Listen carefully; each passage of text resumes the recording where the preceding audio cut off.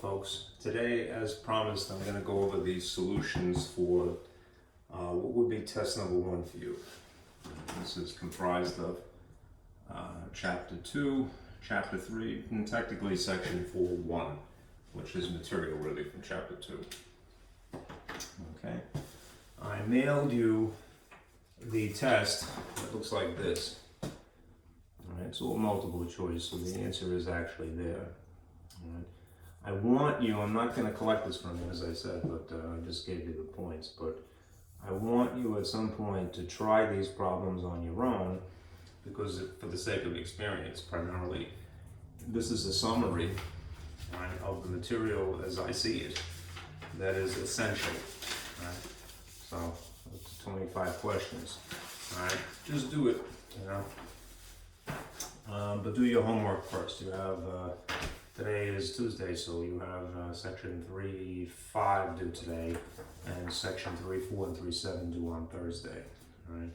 By Thursday morning, right? So please work on that, right? And we'll go over the solutions to this now. A little hoarse, I'm sorry. Right. Anyhow, my eyes on here. We'll go through each of these and make sure that you're caught up. Okay. In the case of math, it's very important that the essential is pretty much down pat because it's a developmental subject. I like history very much, but if you were to study history, you might get away with simply opening the book from the middle and reading forward. You wouldn't necessarily need to know anything about the distant past in order to understand the present time, whatever you're reading, right? And not so in math though, right? The fundamental information will stick with you through the entire course, so it's worth the time, basically, all right, to make sure that this essential is down pat, okay? Anyhow, and some of that also includes using a calculator. So let's go through this. The first one is to find the x and y intercepts. This is a bit of a dud here. Let's put that away. Remember, if you're looking for x and y intercepts, it's really easy, and you could try this for virtually any function. Right? You're going to put a 0 in place of the other letter. Right? If we're talking about two variables. So if you're looking for an x-intercept, you stick 0 in y. If you're looking for a y-intercept, you're sticking 0 in x. Now the thing that you were given is this equation, which happens to be linear, but it doesn't matter. This would work for virtually anything. And I'm going to duplicate it. Right, it's a little faint to the screen as well. Another green. Is 2x minus 5y equals 6. It's not bad, but I'm try these two. That's the best one. Okay. That's got to be the new one.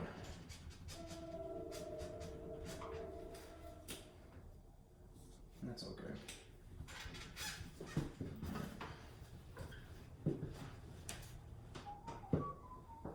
Maybe I should separate these out, reconsider them. Anyhow, these are the equation. This is the equation just simply written twice for each of these purposes. Now, really, what are you doing? When you're looking for an x-intercept, you're looking for a coordinate, or a pair of coordinates, ordered pairs, if I'm going to be very official. Ordered pairs. One of the ordered pairs, one of the coordinates will be 0, right? Specifically the y in this case, and the x in this case. This red. This is a big question as well. Try this one. Alright, so this is the process. I would do this. Get in the habit of, if you're going to substitute, put a parentheses, I know it's not there, but write it around the variable that you're inputting for. So you're going to put 0 here. The reason being that in the case of 0, there's no sign, but if you had an exponent involved, all right, you would want to make sure that you have the sign also affected by that exponent. Okay. It's a good habit. Now in this case you would put the 0 here instead. The advantage of this is that the 0 is super easy, right? What's 0 times anything? 0, which means that whatever it is immediately connected to goes away. Let me put the light on and see if that, it's not right. Alright. So that means that you have 2x left over equals 6, and then you're going to divide by 2, and then your x value would be 3. Now if you are going to make, again, ordered pairs out of these, it's a dot somewhere on a plane, alright? It would be 3 for the x values, you write that first, and 0 for the y that you had used. Okay, which means that in theory, you'd have a dot at what location? 1, 2, 3, you'd have a dot here. Okay. If you do this again, the advantage of using 0 is that it's super easy, it cancels. Right? So you have minus 5y equals 6. Alright, and then you divide by minus 5y. And then you have this, you have y is equal to negative 6 over 5. Which is crummy, right, because it's not a nice whole number, but don't forgive it for that, okay? If you have an improper fraction, as much as we're taught in grammar school to hate them, in algebra and above, there are to our advantage to keep them in that style, as long as it's simplified, right? The GCF being 1 here and here. The greatest common factor is 1, so you're done simplifying it. Anyhow, if you feel more comfortable, especially for the sake of graphing it, right, you should be content to write 0, negative 6 over 5, which is what the choices are on the sheet, right? But if you wanted to actually physically graph this, right, you could make it 1 and 1/5, right, which means what? And it's negative. And I got that how. 5 goes into 6 roughly one time. What's the difference of 6 and 5? 1. What did you divide by? 5. It's meaning that it's something smaller than a half. Right? So if you were going to put a dot on a piece of paper independently, you should put them on the same. All right? 0 is neither left nor right, but negative 1 is down here, and negative 2 would be here. So if this is something slightly larger in magnitude than 1, figure that it's favoring the 1. You'd have a dot roughly there. Right? I could put them on the same graph here, 1, 2. Again, my dot would be here. This is a very simple way, if you had to do it by hand, all right, of graphing a linear equation. Right? You just need 2 dots for a linear equation. All right, so that would be choice A.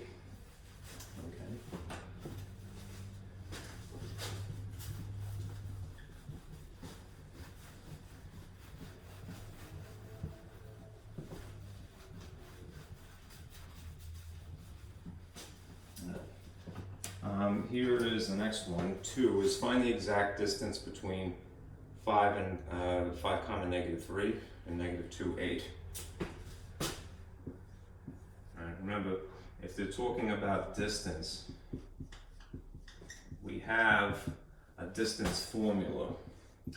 The distance formula is derived from Pythagorean theorem.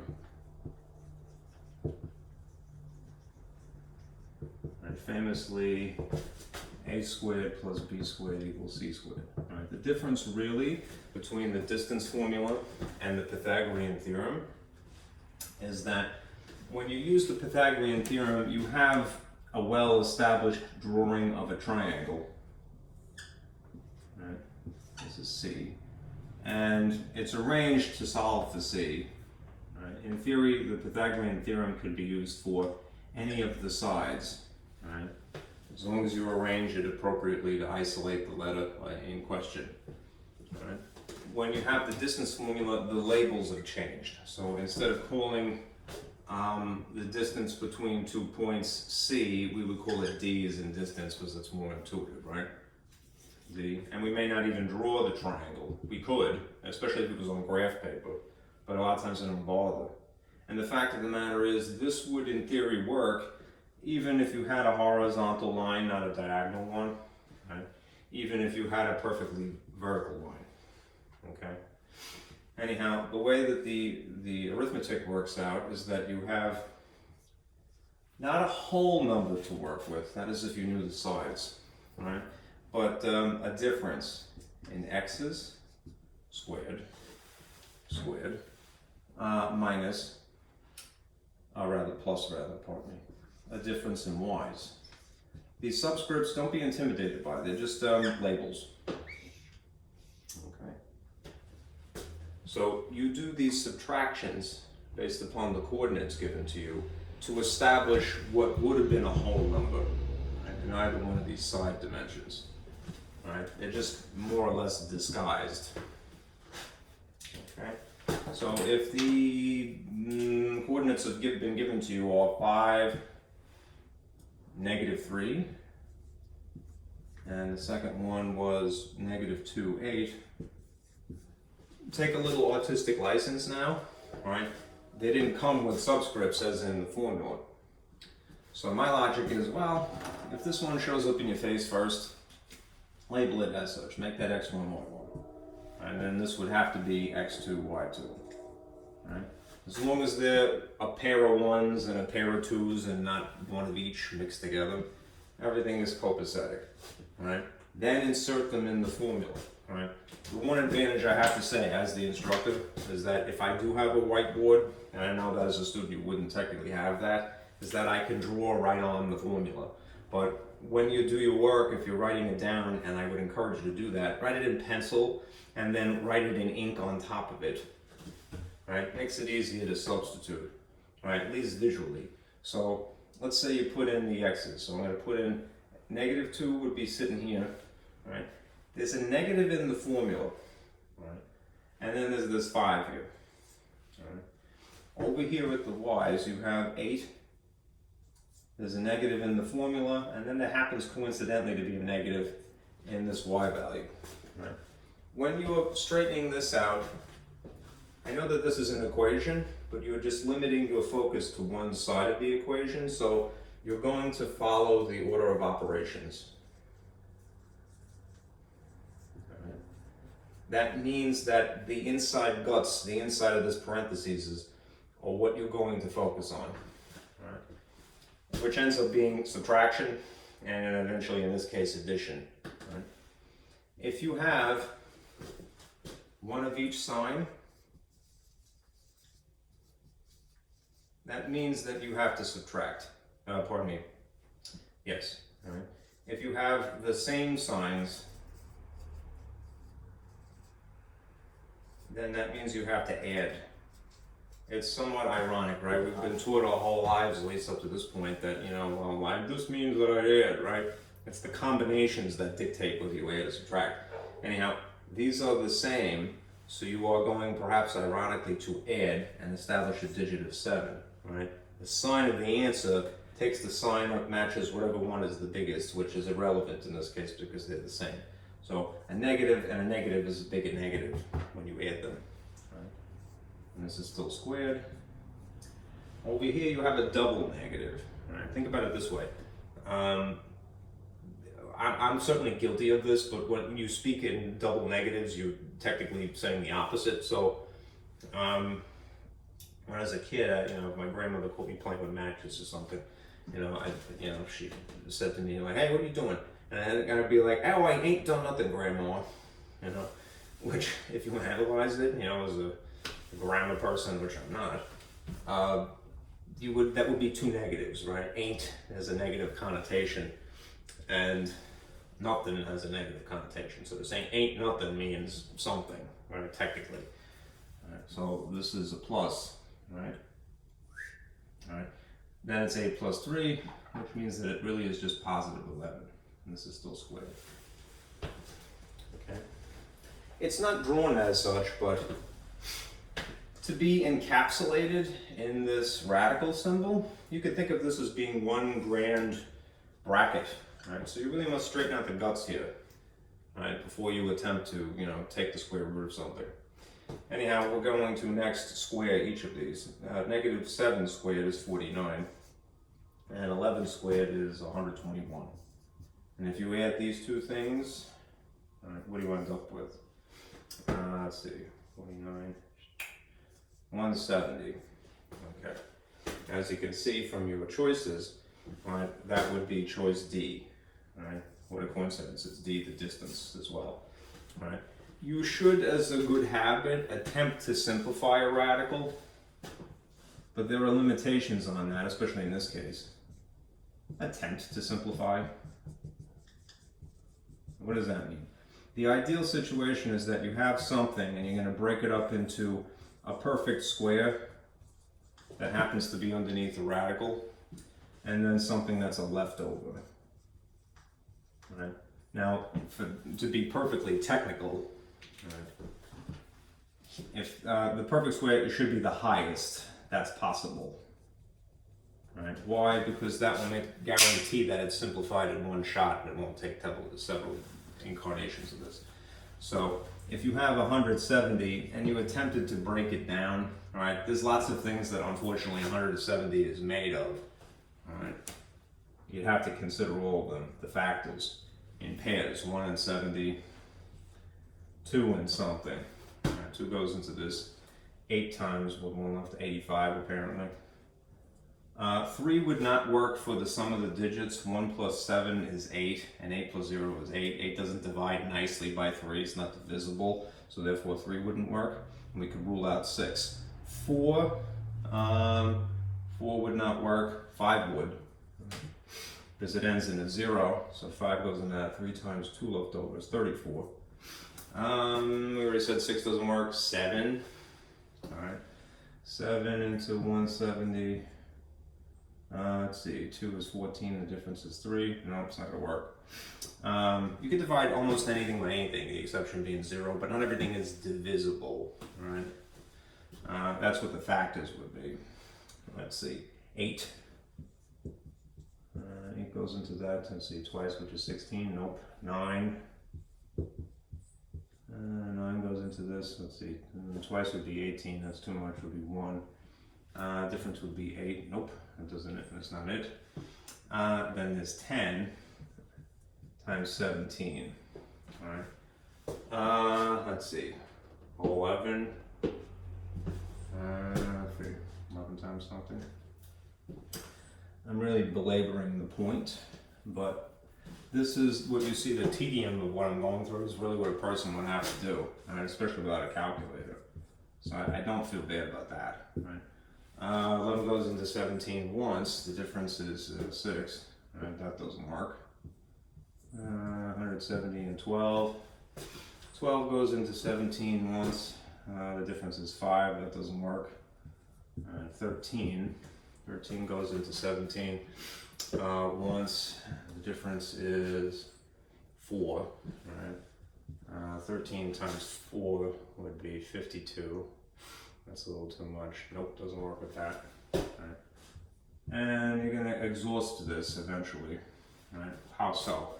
Eventually you're going to get up to 17, which already has a factor of 10. And then that's it. Right. Anyhow, 14 is not going to work either. 1 with 3 left over, nope. 170 and 15. Once with 2 left over, nope. 170 and 16, 1 with 1 left over, nope. And then you have 17, which is just 10 again. So these are all the factors, right, that could possibly be fitted here and here. Right? That means that you would want the highest perfect square. Well, what's the highest perfect square? The only perfect square is 1. And if you put a 1 here and 170, it's not going to simplify. So that's pretty much it.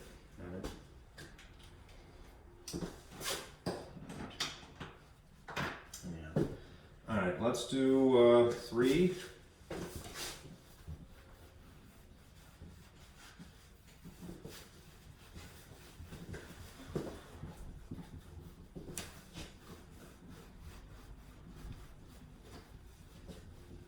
Trying to take up less space, but these are formulas, these 3.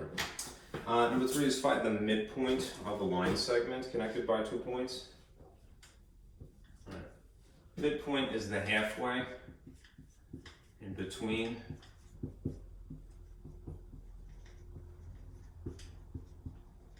two points, and it's just abbreviated a lot of times just MP. right? And it is similar to the distance formula that involves subscripts of x, but they're being added in this case, squared, divided by 2. And the y's will have subscripts, and it'll be like so. Now the reason for the comma is because it's going to be literally a point. So if you were given, let's say 5, -2, the same coordinates.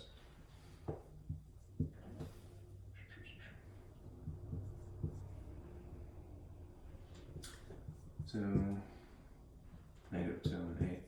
Then you would systematically insert them in here. This is an easier thing.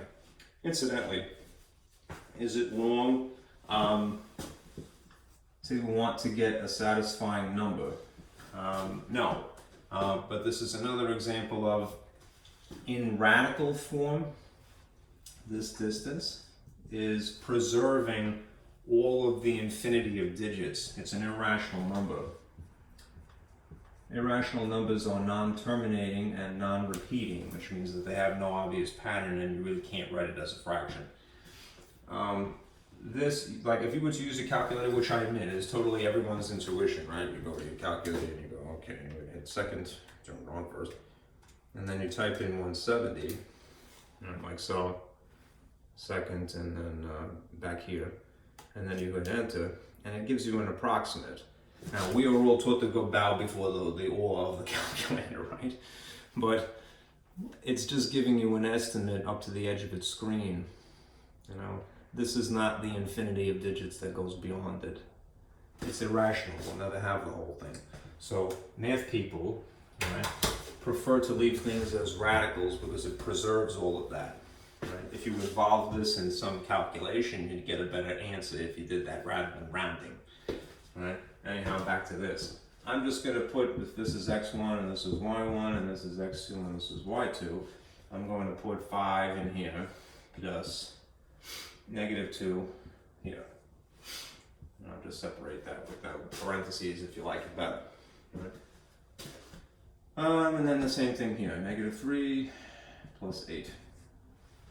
Alright. Now, there is one disadvantage to this. Right? This is really what this means. Right? 5 minus 2. And in this form of reading it, I would say that's probably better. Right? Whenever you see a plus and then a negative, just rewrite it like so. Right? It means the same thing. Right? As long as there's no number in between them, it means that. Alright, so 5 minus 2 is what? It's 3, which means this is 3 over 2. Again, a crummy number, it's 1.5 if you like that, or 1.5. Right? And then there's this, -5 plus 3 is +5. Right? +5 over 2 you kind of stuck with as well. Right? And that would be 2.5. Right? Of the choices that you have, this is B.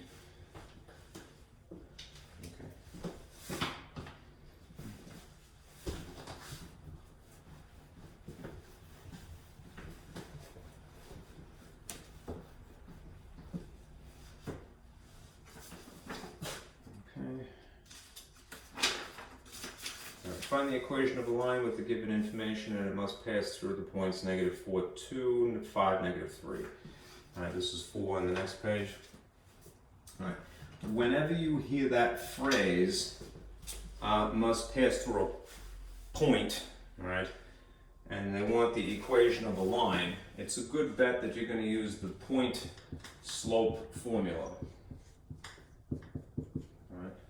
Which is this, y minus y sub 1 equals m times x minus x sub 1.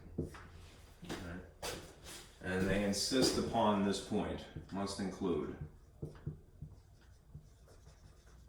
Well, these 2 points.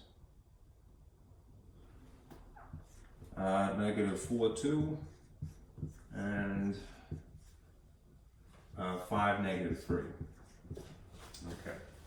Now, if you had a slope, and you don't have a slope given to you in this case, then you could take just 1 point and the slope and stick it in here, and you could test to see if it includes that or not.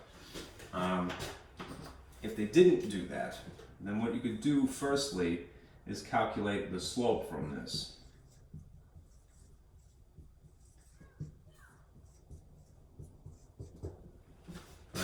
The reason that I'm going after slope is because you're going to have to basically fill in 3 voids, the things that I blocked off here. You need a slope and you need one of the 2 points, right?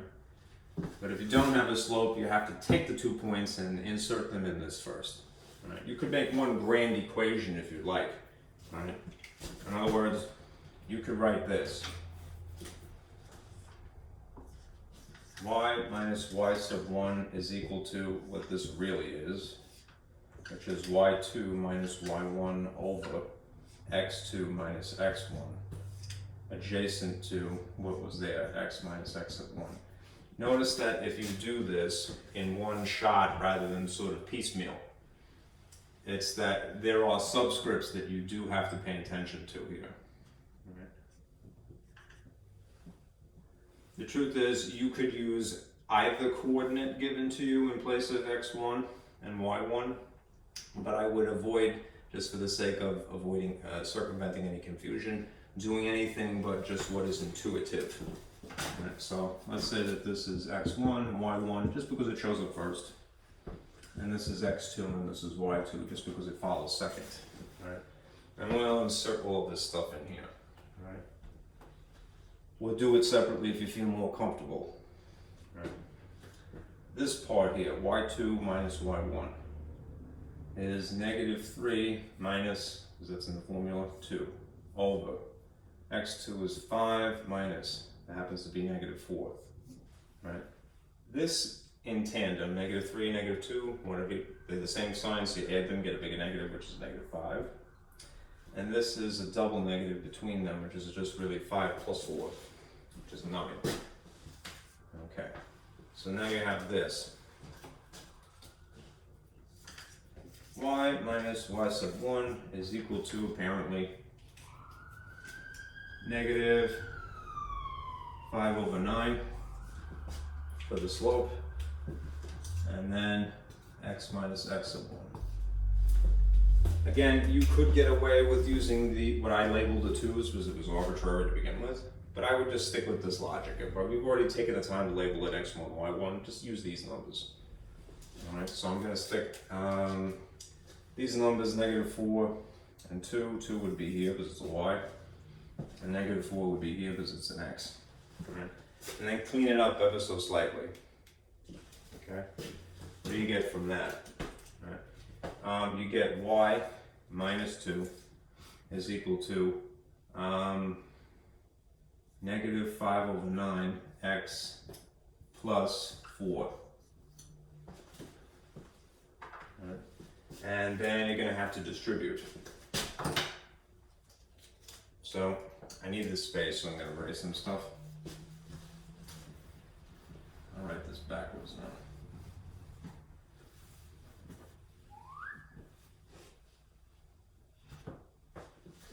If you distribute negative 5/9 to x and then to the 4, which really is this down here, then what do you get? You get y minus 2 is equal to negative 5/9 with an x attached to it.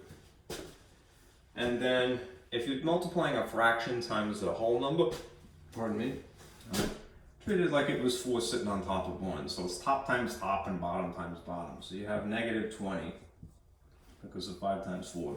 And 9 times 1, which is just 9. Right. The last thing is to move the 2. I didn't specify really when I wrote this that it had to be the slope-intercept form that you're converting to, but that happens to be the most practical form, even if only for the reason that your calculator kind of demands that. You know, it has a button like that, slope-intercept form. So I'm going to now move this 2 from here over to where the other regular number is, for lack of a better phrase. Opposite of subtracting 2 is adding 2. And then over here, I would have to add 2. The problem with this is that the 2 is a whole number, and you have an improper fraction with a denominator of 9. So if you can think back to when, you could use a calculator certainly if you want to for this purpose, but you may not need to, maybe overkill. Right? If you think back to arithmetic, right, you could change a whole number firstly into a fraction by sticking it over 1. And then remember that when you add or subtract, the denominators have to be the same. So the most convenient denominator would be 9. 1 times 9 would upgrade to 9. If you did that to the bottom, you have to be consistent. So what's 2 times 9? 18. Right? And it's positive. Right? 18 over 9, because it was positive 2. Now if I just scoop this over, it's negative 20 over 9. And once you have equivalent fraction with a like denominator of 9, the only thing that you really have to combine are the tops here. And if it's one of each sign again, you're going to subtract. So that means you're going to get a negative 2 over 9. Right? And this is negative 5 over 9 with an x attached to it, and this is y. And that's the answer, which is A.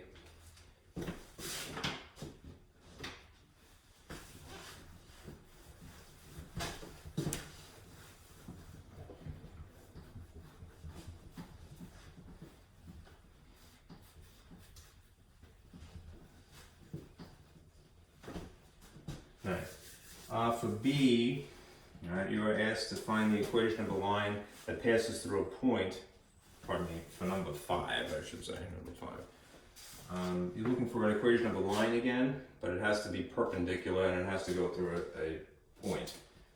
This is 5. We want something perpendicular to, I'm using the shorthand, this equation, y equals negative 2 over 5x plus 3, and goes through this point, which is 2 comma 1. Let's start with a couple of things. We need a skeleton to flesh this out. We're looking for a line, first of all. So let's start with this point slope formula. It may be overkill, it may be not. Point slope equation here, right? And then remember, we have 2 line relationships really that are important.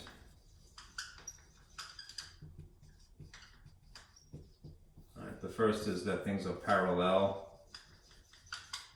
and the second is that things are perpendicular. All right. Insofar as the slopes are concerned, parallel lines, usually they're abbreviated by that symbol, and perpendicular lines, right, the slopes are equal. Right? They're the same. Right? If you're talking about perpendicular slopes, however, one is the reciprocal of the other and also the opposite sign. This is the abbreviation you would see in a textbook. They put a negative sign and then a fraction with one of the slopes in it. What that means is that they are not the same, they are opposite reciprocals. What does reciprocal mean? Fraction flipped. So if you identify that this is the slope here, because it's in the m position of y equals mx plus b, let's just take into consideration that it's negative 2 over 5 and that we want something perpendicular. Alright, so in our equation that we're fleshing out here, we want something that is the opposite reciprocal. So if this is negative, we need a positive. And the reciprocal of 2 over 5 would be 5 over 2. And now we're done with that. And then you just take the point that they're insisting upon. This is x, this is y, 1, 1. So I'm going to put a 1 here and a 2 here. And then straighten it out. If you distribute 5 halves to x, you would end up with 5 over 2 with an x attached to it. If you distributed 5 halves to 2, remember these would cancel the 2's. And then you'd just be left with 5 times negative 1, which would be negative 5. Alright, now this is still minus 1 over here. And then you proceed to rearrange the parts. So proceed to move 1 by adding, and you get y is equal to 5 over 2x. One of each sign, subtract, takes the sign of the larger magnitude, so it'll be negative 4. 5 halves x minus 4, alright, which is choice A.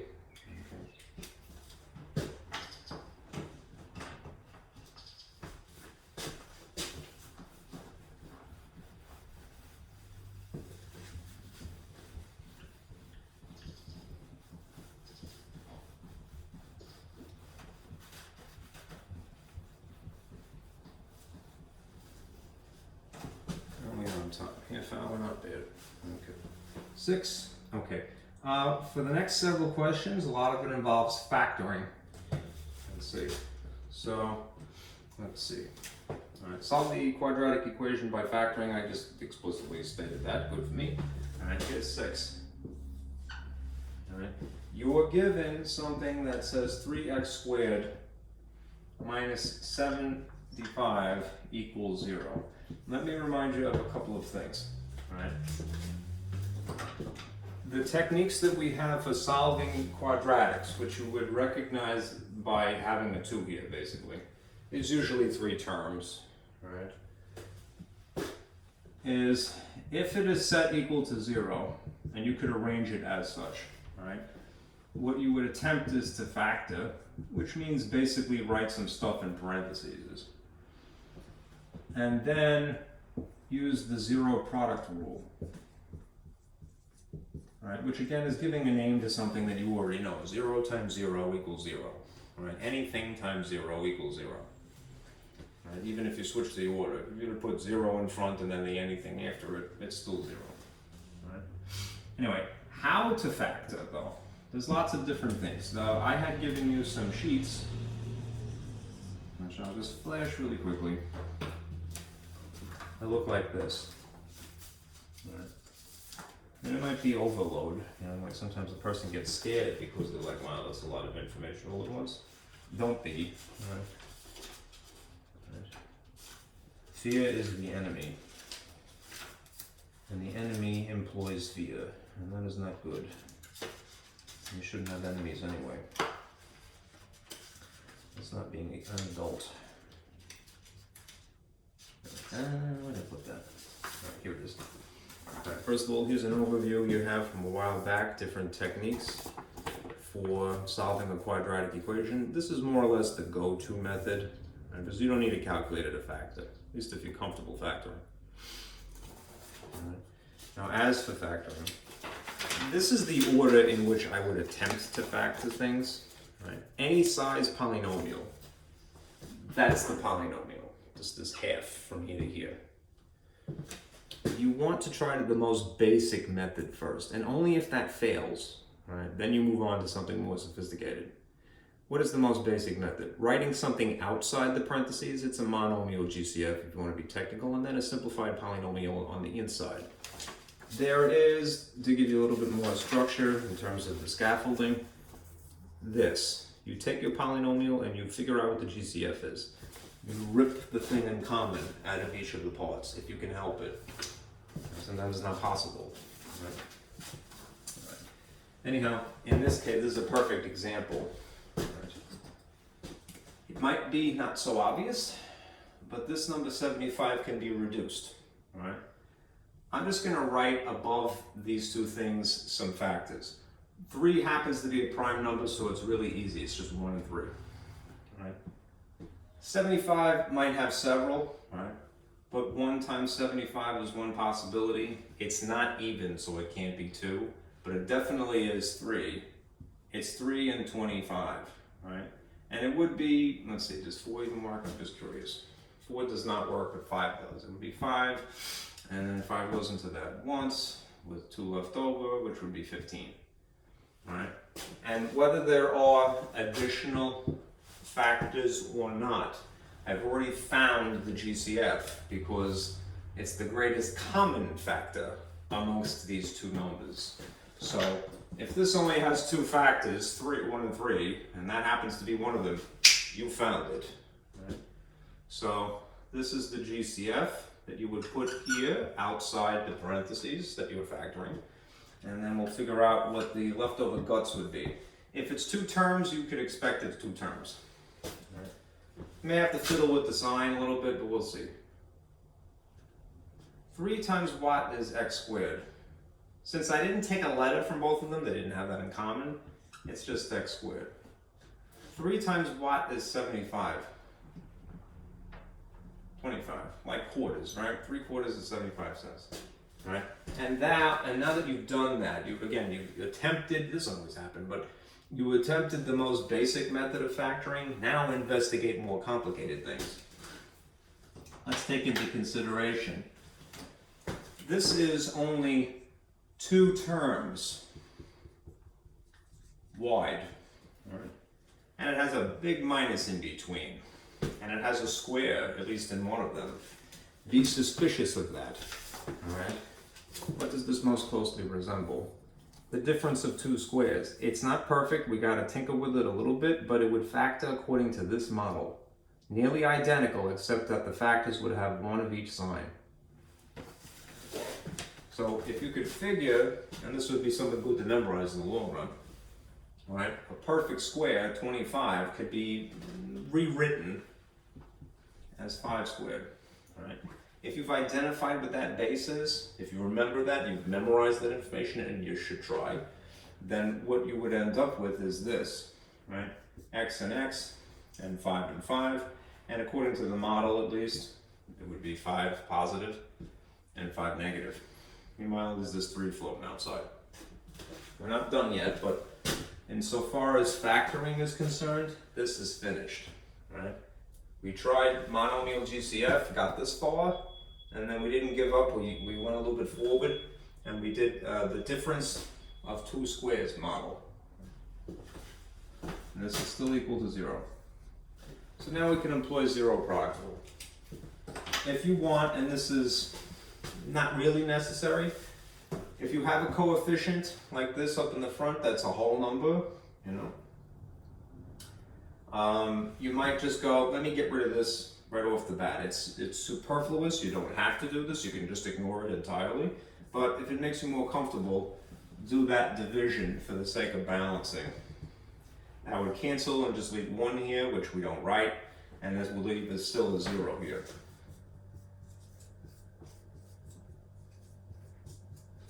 Okay, this is more or less the ideal zero product rule example. We have just 2 factors. Right. Now, the zero product rule again is saying that maybe this thing by itself is 0, the whole kit and caboodle. Maybe this thing is. What would the x value have to be in this situation? What would the x value have to be in this situation? It's a little smaller equation to have to solve, right? Which really entails doing no more than moving 5 here and moving 5 here via a subtraction in this case and via addition in this case. So x would be -5 here and x would be +5 here. Those are your 2 answers. Solutions.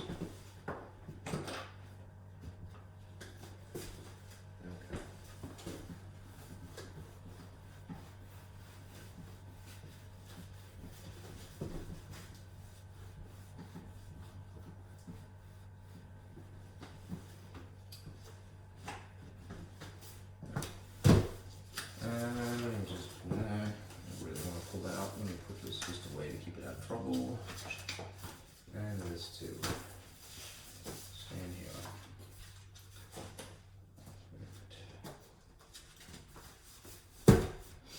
Alright, moving on. The next one is 7.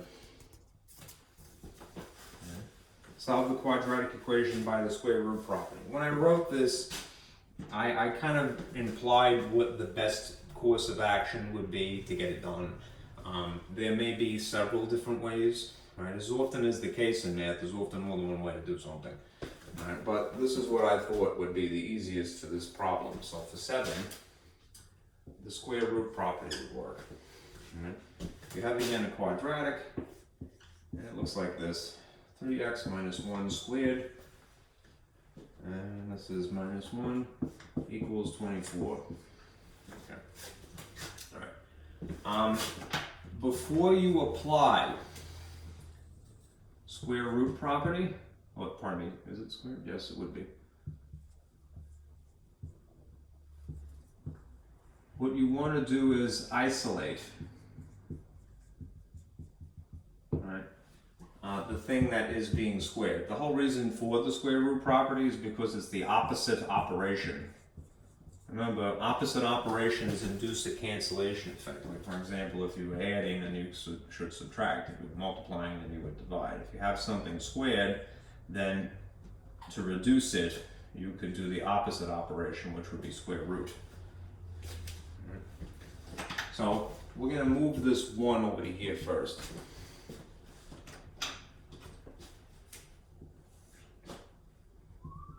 Add 1 to pull it over. There's the cancellation effect. You have this in parentheses, grouped, is equal to 25. Okay. Now again, if you take the square root of this,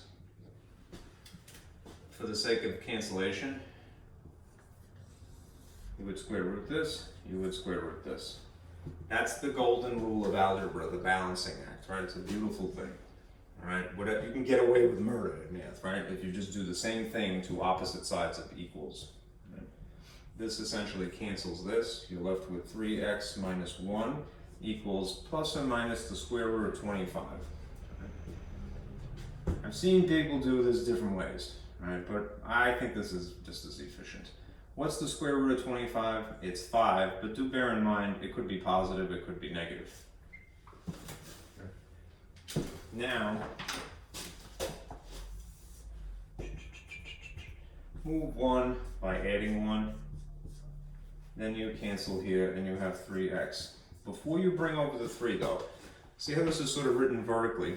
Write it out, stretched out, all right? And I'm gonna put the 1 in the front. It's 1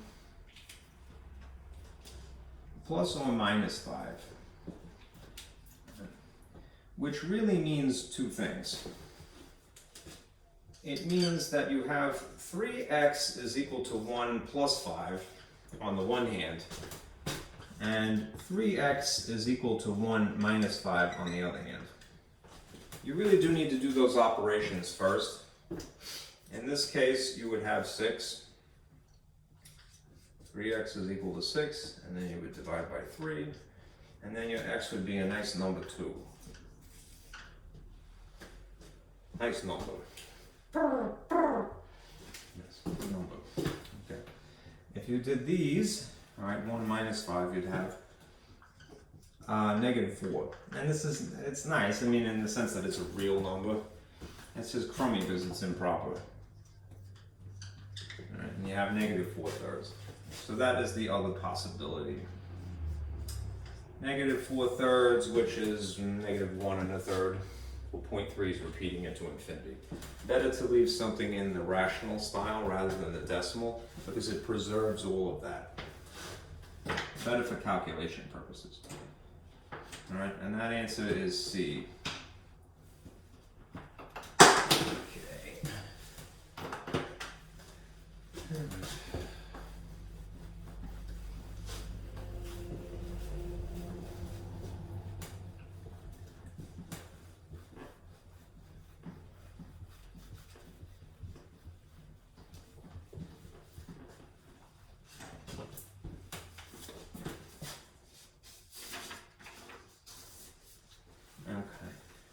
8 is solve a quadratic equation via the quadratic formula.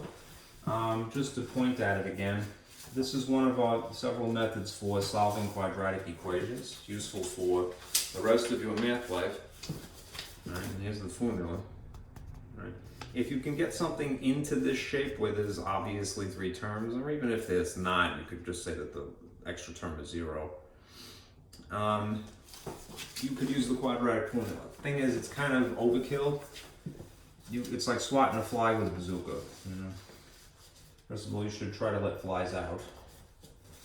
They can't help being a fly. And secondly, you're gonna blast a hole in the wall. Don't do that.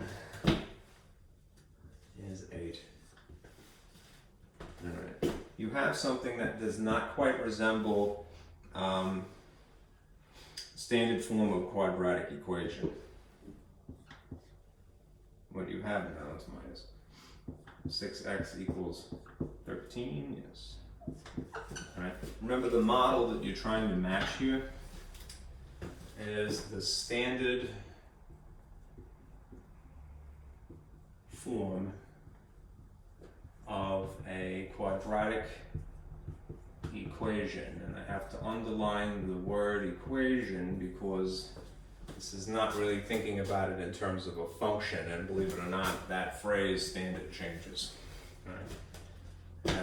Ironically, we use the word general when we get something that more closely resembles this. Anyhow, standard equation is ax squared plus bx plus c, right, equals 0. Right now it's set equal to 13, so we just have to manipulate it a little bit. Right? What does that entail doing? It entails moving 13. Right? If it's not written, you assume this is positive. To justify moving it, you do the opposite operation, and I have no place else to stick it, so I'm just going to put it here. So this cancels, you get 0. And now you have x squared minus 6x minus 13. Okay. Now at this point, the quadratic formula is famously x equals negative b plus or minus the square root of b squared minus 4ac. A whole thing sitting on top of 2a. Right? You should follow the order of operations. What that means when you're simplifying is that you pay attention to the discriminant here. Right? Inside first. That is known as the discriminant.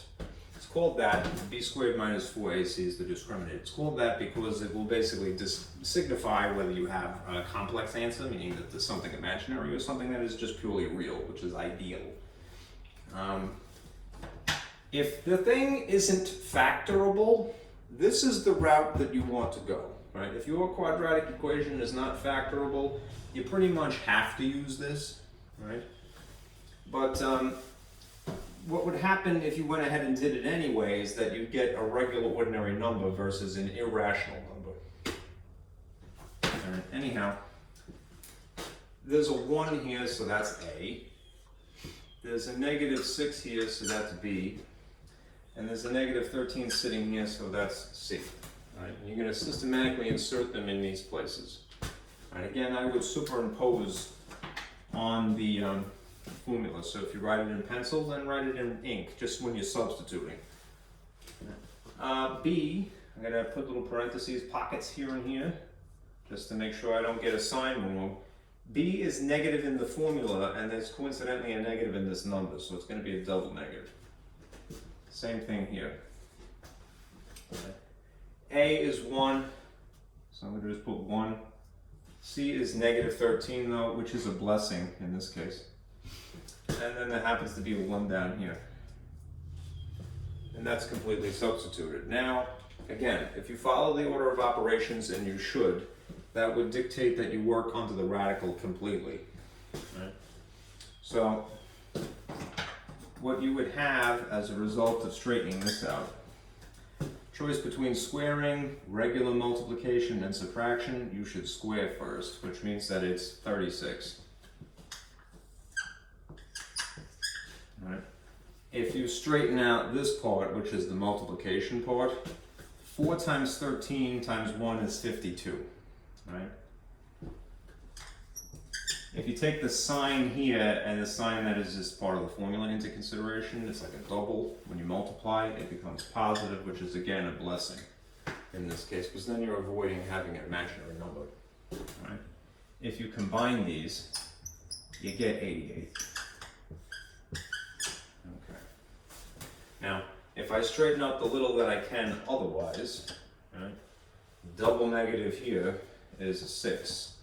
Plus or minus the square root of 88 is what I have. I'm really just taking advantage of the space here. And 2 over 1 is 2. I know I can get away with doing this. In order to get it to the point that is easier to appreciate, that we have a regular ordinary number somehow, at least hopefully, all right, what we're going to have to do is take the square root of 88 somehow, but we're going to pull the trick that we had done before. We need to simplify the radical. Now, just to point at some handout that I gave you a while back, for reference. Put that.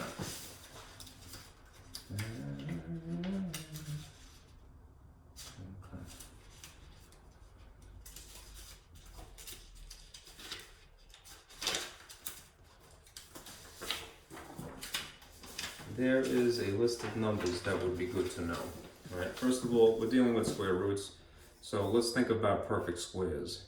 These numbers that are written in purple from the perspective of the area, which is where the term comes from, square, are good to know by heart, right? If you know 1, 4, 9, 16, 25, 36, 49, 64, 81, so forth, by heart, then when you see something like this, you know it's not a perfect square, all right? And you know, therefore, it's never going to escape the radical entirely. So what do you do then? You try to simplify it, right? This is the same thing from the perspective of square root, right? What is in red, what is in purple here are the perfect squares, and notice what their outcomes are. They're always whole numbers, right? This is square root, cube root, and fourth root if you need it. But we're dealing with square root. All right. Anyhow, we're gonna do what we had done before, which is, and I probably need the space, and I'll put it here in black. We're going to take this square root of 88 and try to reduce it into two parts, right? Something that is the highest perfect square possible.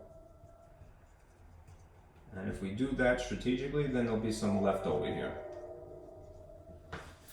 All right, I need this space, so I'm going to erase this.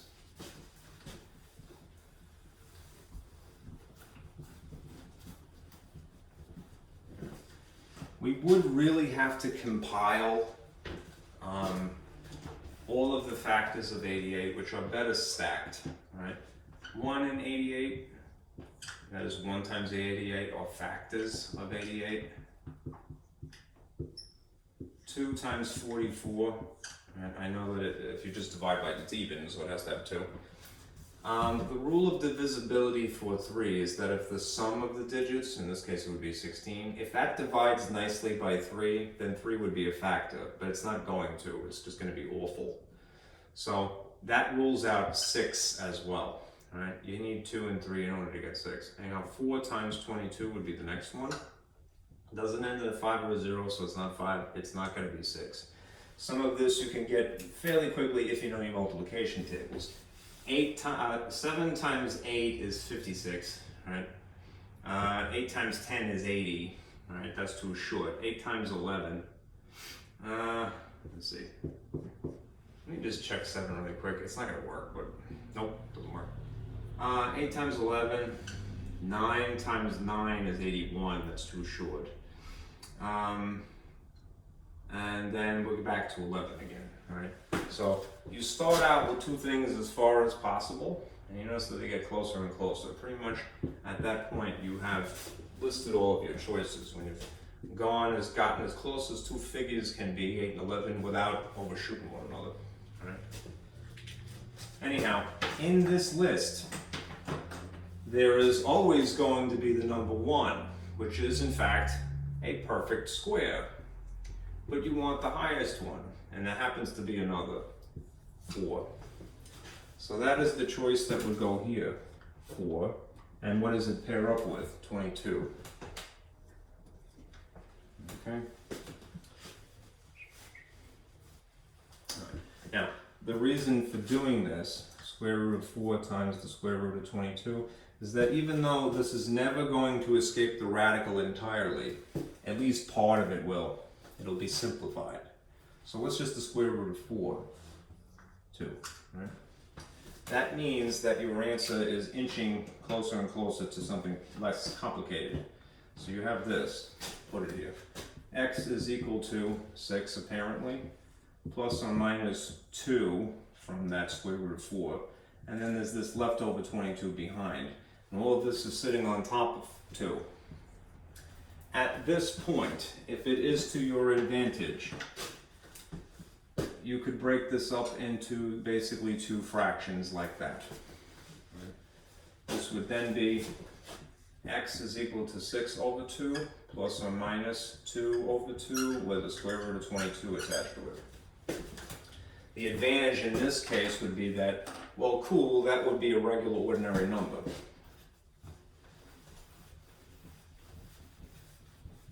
So what would you get? 6 divided by 2 is just what? 3, right? And it is what it is, it's positive no matter what.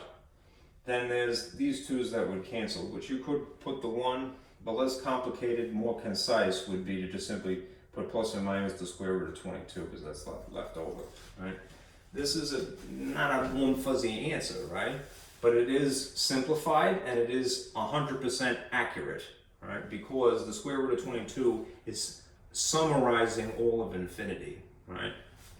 So we like that, and since we bothered to reduce this, all right, we're pretty much by the highest perfect square, we're finished. If you attempted to factor 22, you could try, it's no sin in that, but you're gonna get stuck with things that are not gonna factor out, right? You're gonna have 2 times 11, all right?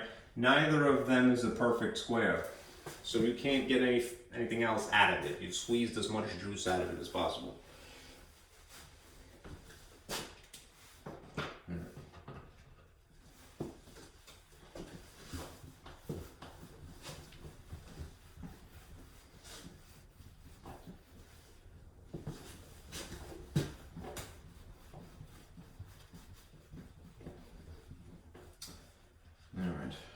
Next. Let's see. Number 9 is U-Substitution as a technique. This was one of the special techniques I talked about. It's a special technique. This is good for calc, alright, known as U-Substitution. There are certain criteria that have to be met before you go, alright, I'm going to try this. Let me give you a rundown here. All right. Use this, all right, if you're dealing with a polynomial in descending order, which means that your exponents are diminishing, right? So you may start with 2 or maybe something higher, but it goes from 2 to 1 to 0, you know, out of existence. All right. Number 2, all right. If the first term's base matches the second term's base. The base is what the exponent sits on, right? 3. Third term is a constant, regular ordinary number. And 4, the first degree, that is the exponent, is double the second degree. Okay? So in this case, the problem that you had to solve for is, it's a quadratic equation. It looks like this. You see x plus 5 squared. And then next to it is minus 3, and then it's x plus 5 again. And then you see minus 4 equals 0. We may end up employing zero product rule at some point, but we'll try this U-Substitution if it fits the criteria, and it does. All right. Look what we got. It's a polynomial, right? There are no negative exponents here, so it's not rational. There are no radical symbols here, so it's not radical. There are no imaginary numbers in it, right? So it's real. It's a polynomial in descending order. It's just an ugly one, right? the first term, which is something separated by pluses or minuses, in this case it's minuses, matches here and here. All right. The base, the thing upon which the exponent sits, matches here and here. The first term's base matches the second term's base.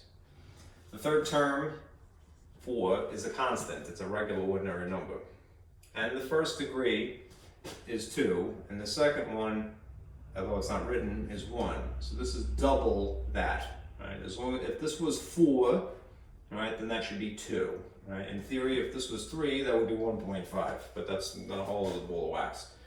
Anyhow, what you do when you use substitute is basically disguise the problem for a little while, just not to get distracted, right?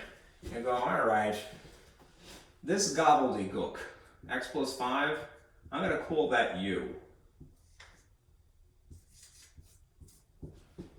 All right, which means that everything that was around it, the 3, the 4, and this other stuff would be adjusted, like so. This was still, the inside guts here is still x plus 5, so that's still u, but it will be u squared. The advantage to doing this is that if it's really just a letter minus 3u minus 4, you could probably factor it without really going into any special thing, more complicated factoring technique, right?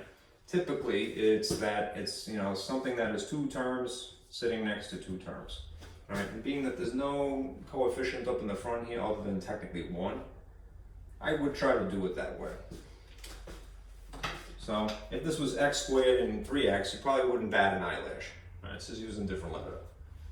Anyhow, if it was x squared, it would be x and x. So in this case, if it's u squared, we're going to call it u and u.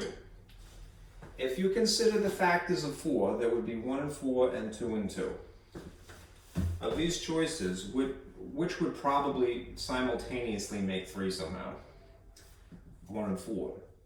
So I'm going to go with 4 and 1. And now I'm just going to have to verify that the signs would work out.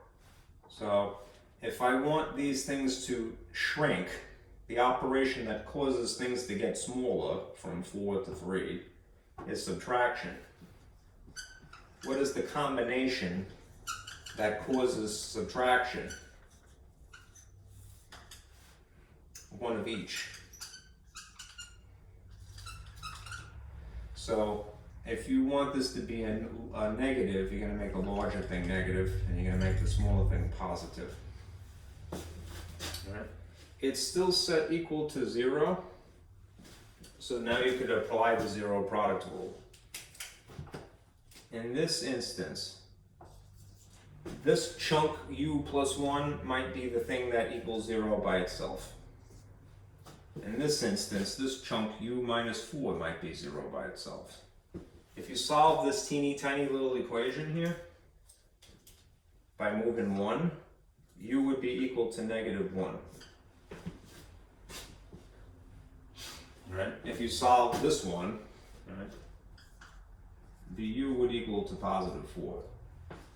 Now what you could do is go back to the original equations and back substitute these two things. Back substitute.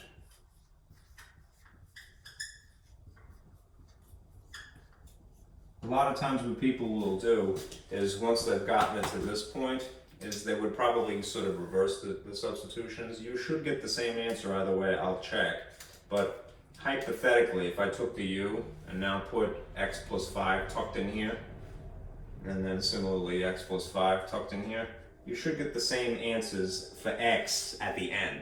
All right? I'll do it both ways just to confirm. If I chose that x is negative 1, pardon me, u is negative 1, then I'd have this. Right? In which case, if I subtract 5, I would have x is equal to negative 6. Right? And that's a different answer. No, so I can't do it that way. That stinks. right? If I did this just to verify, x plus 5, u, and was it 4? Okay. Let's see, minus 5. Yeah, I get different answers. How about that? 1. I've never done it that way before. Alright, so I'll do it that way now. Right. Even when I made my key, alright, I did it more or less the traditional way. Let me show you. At this point here, I substituted what the u equals, which is x plus 5. I feel it should work the other way, but it apparently doesn't. So, unless I'm overlooking something. So, let's say that we did this here. Right. We could reverse the substitution, if we will.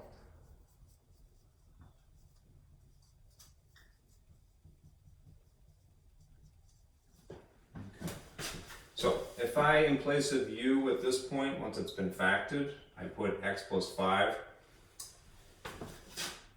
No, I do get the same answer. Oh, it is right. Yeah, I'm shooting myself in the foot here. Yeah, you get the same answer either way. All right. This is x minus 6, and this is x plus 1. All right. If you did it this way, just to complete this thought, let's say that you straightened out x plus 5 plus 1, and you simplified it. It would be x plus 6. All right. For that factor. If you straighten out this one, x plus 5 minus 4, then you would indeed get x plus 1. All right? And no matter what you do,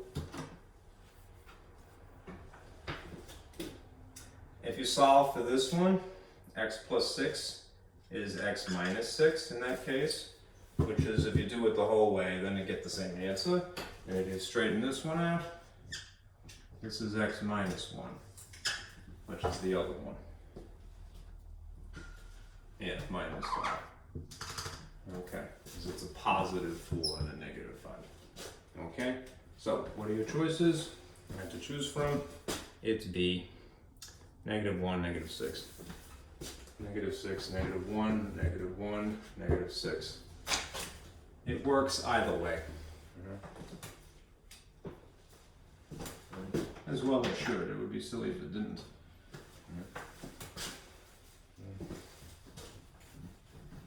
I think I need more coffee. Alright. Let me get a sip of water after I erase this. I'll be right back.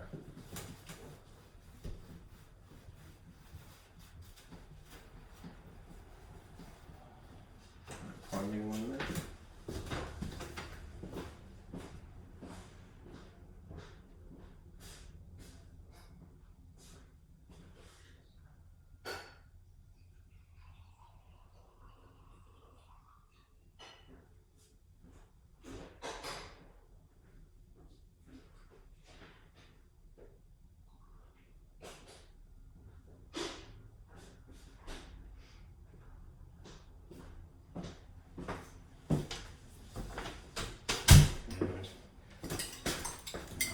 It's coffee. I need it. I just hope I don't get fluff from my eraser into my fuel here, because that's not going to be tasty. That's going to be gross. Okay. All right. Next one is solving a rational equation by eliminating the denominator. So what you have to start with for number 10 looks like this. Okay. Let's see. X over 2 plus 1 equals 4 over x. All right. Now if you remember from that lesson, this is what you would technically refer to as a rational equation. How is it different from a regular polynomial equation? It's obvious by the fact that it has a letter, right, in the denominator somewhere. This particular problem also happens to have a letter up here in the regular sort of position. Right? But if it is at all in a denominator, it's technically a rational equation. Right? Now what you can do is basically write an equivalent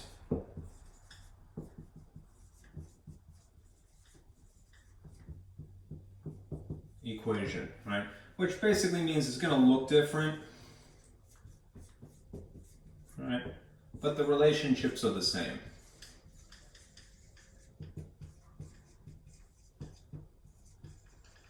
Right. The only downside to this is that it may lead to something called extraneous solutions.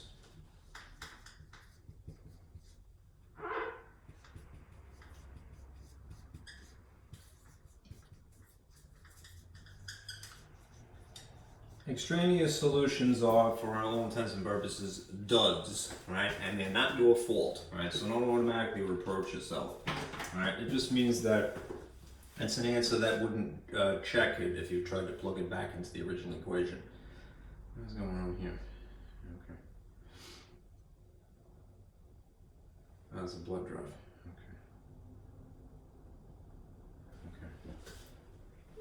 Okay. Alright, let me get rid of this because I am worried about it.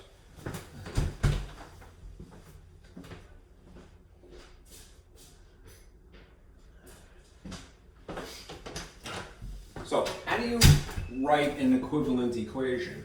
You're going to write an equivalent equation that has no denominators.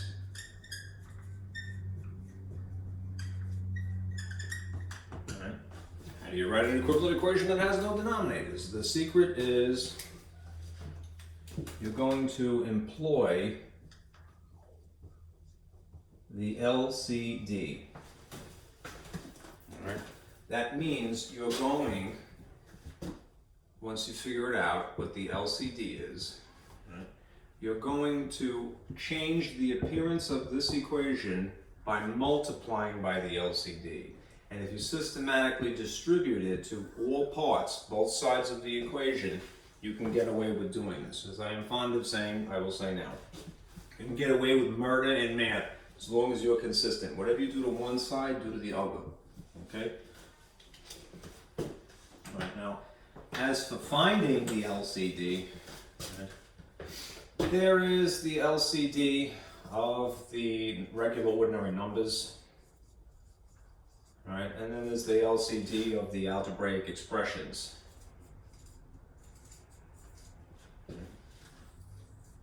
The numbers are basically something that you could figure out brute force, right, by listing. If you had to. Listing multiples.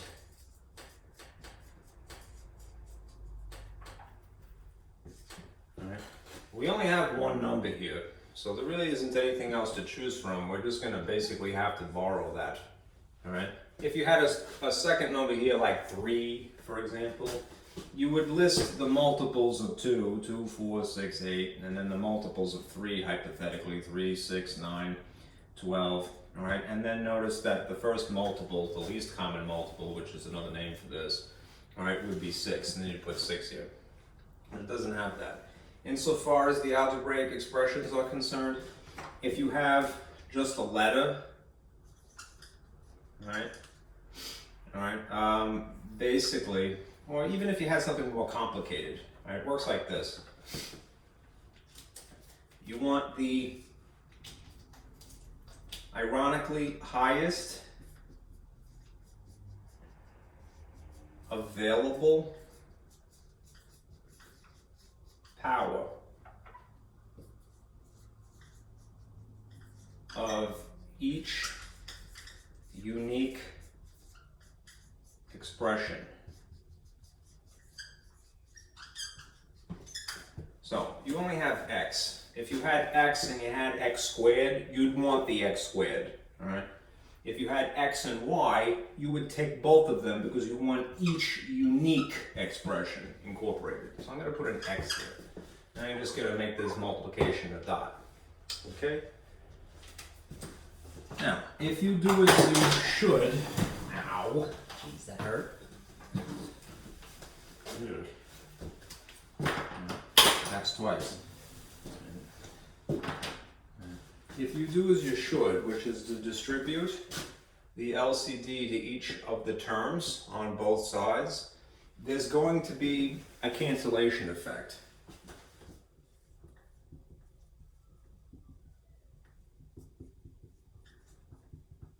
This is by design. Right? It's going to affect each of the terms differently depending upon you have something that kind of resembles a fraction versus when you have a regular number.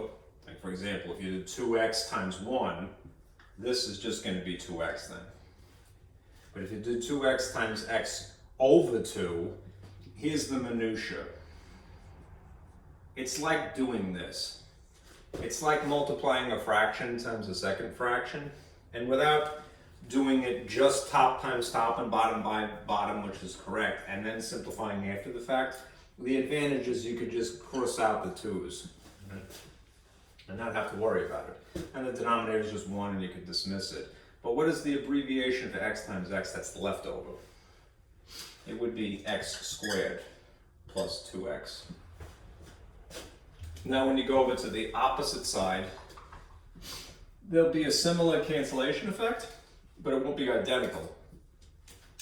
The effect here is going to be as if you had 2x over 1 times 4 over x. In this case, the x's will cancel out of existence, all right, because they're the similar factor here and here. And then it's really just 2 times 4 because it's just 1 as a denominator. 2 times 4 is 8. All right. This thing that you have created, it's Frankenstein monster just in time for Halloween. Spooky.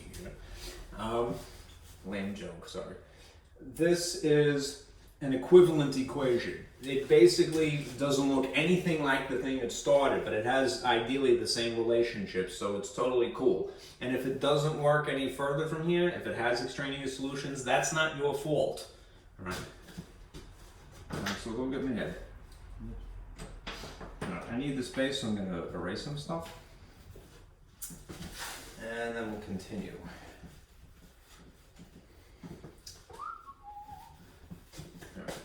Now if I continue with this, I've gotten it to be quadratic because it has x squared in it now. So let me see if I can pull the usual tricks. The usual tricks would be try to make this, pull this 8 over here to make it look more like the ideal plus 2x. If it's positive 8, it would be minus 8, and there would be a 0 left behind. Right? From basically having done this. Now this is factorable, right? And again, without going into any special technique, probably the way that this is going to factor, and I would try it this way, is that it's going to be x and x, and then something and something. And you could figure out what it is by, going, well, it's made of 1 and 8, and the other choices are 2 and 4. Of those pairs of factors, what probably is going to make 2? If you maybe add or maybe subtract 2 and 4. Now you just got to make sure that the signs work out. You need this to subtract, right? In order to go from something slightly larger to something slightly smaller. The combination of signs that causes subtraction is one of each. If that's visible. One of each sign causes subtraction. So one of these has to be negative, one of these has to be positive. If you want the outcome to be positive, the larger thing has to be positive. And then this will be minus. Okay, my blue is fading out here. I just bored it. Alright, next thing is you have two factors set equal to 0. Use the zero product rule. Which means that maybe this is equal to 0. And then this is equal to 0. In this case, if you move 2, you get x is equal to positive 2. If you move 4, then you would have x is equal to negative 4. In theory, either of these or both of them could end up being extraneous, and you should check. But since I've made this a question on a test and we normally have a time constraint, I try not to give you problems that you didn't have to do that, right? So these are legit, right? Negative 4, positive 2, right? In the choices, you'll notice that it says x not equal to 0. That's a technicality. because this came from something that was rational, what's the one number in the world you're not allowed to have as a denominator? 0. That's why they put that there, right? Because then it would be undefined.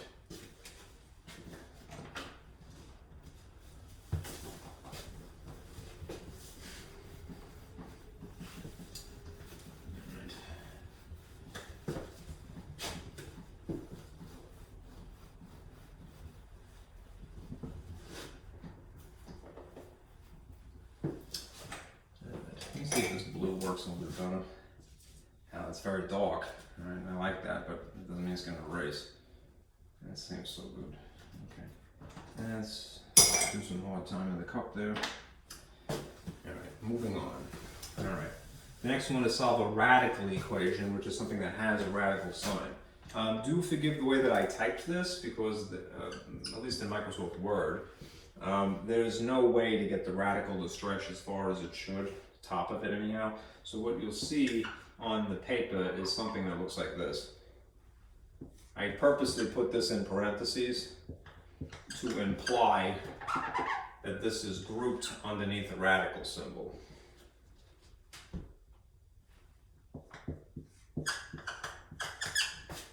Right. So what does that mean? It means that this line really, because I couldn't draw it that way, really goes that far. Okay? Now, similar to things before it, things after it, right? When you're trying to get rid of a radical, if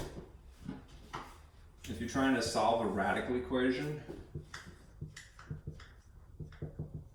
you have a couple of different choices.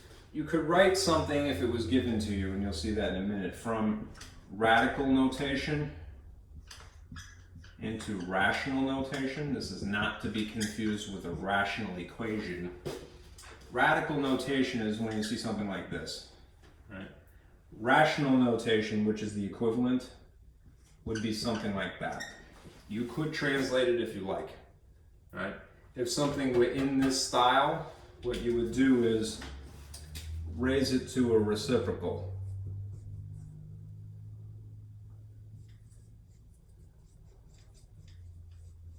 When you see something in this case, what you normally do is basically just do the opposite operation, which is really what that is. What is the opposite of square root? Squaring. Okay. This is another instance of where, unfortunately, you may get stuck with an extraneous solution.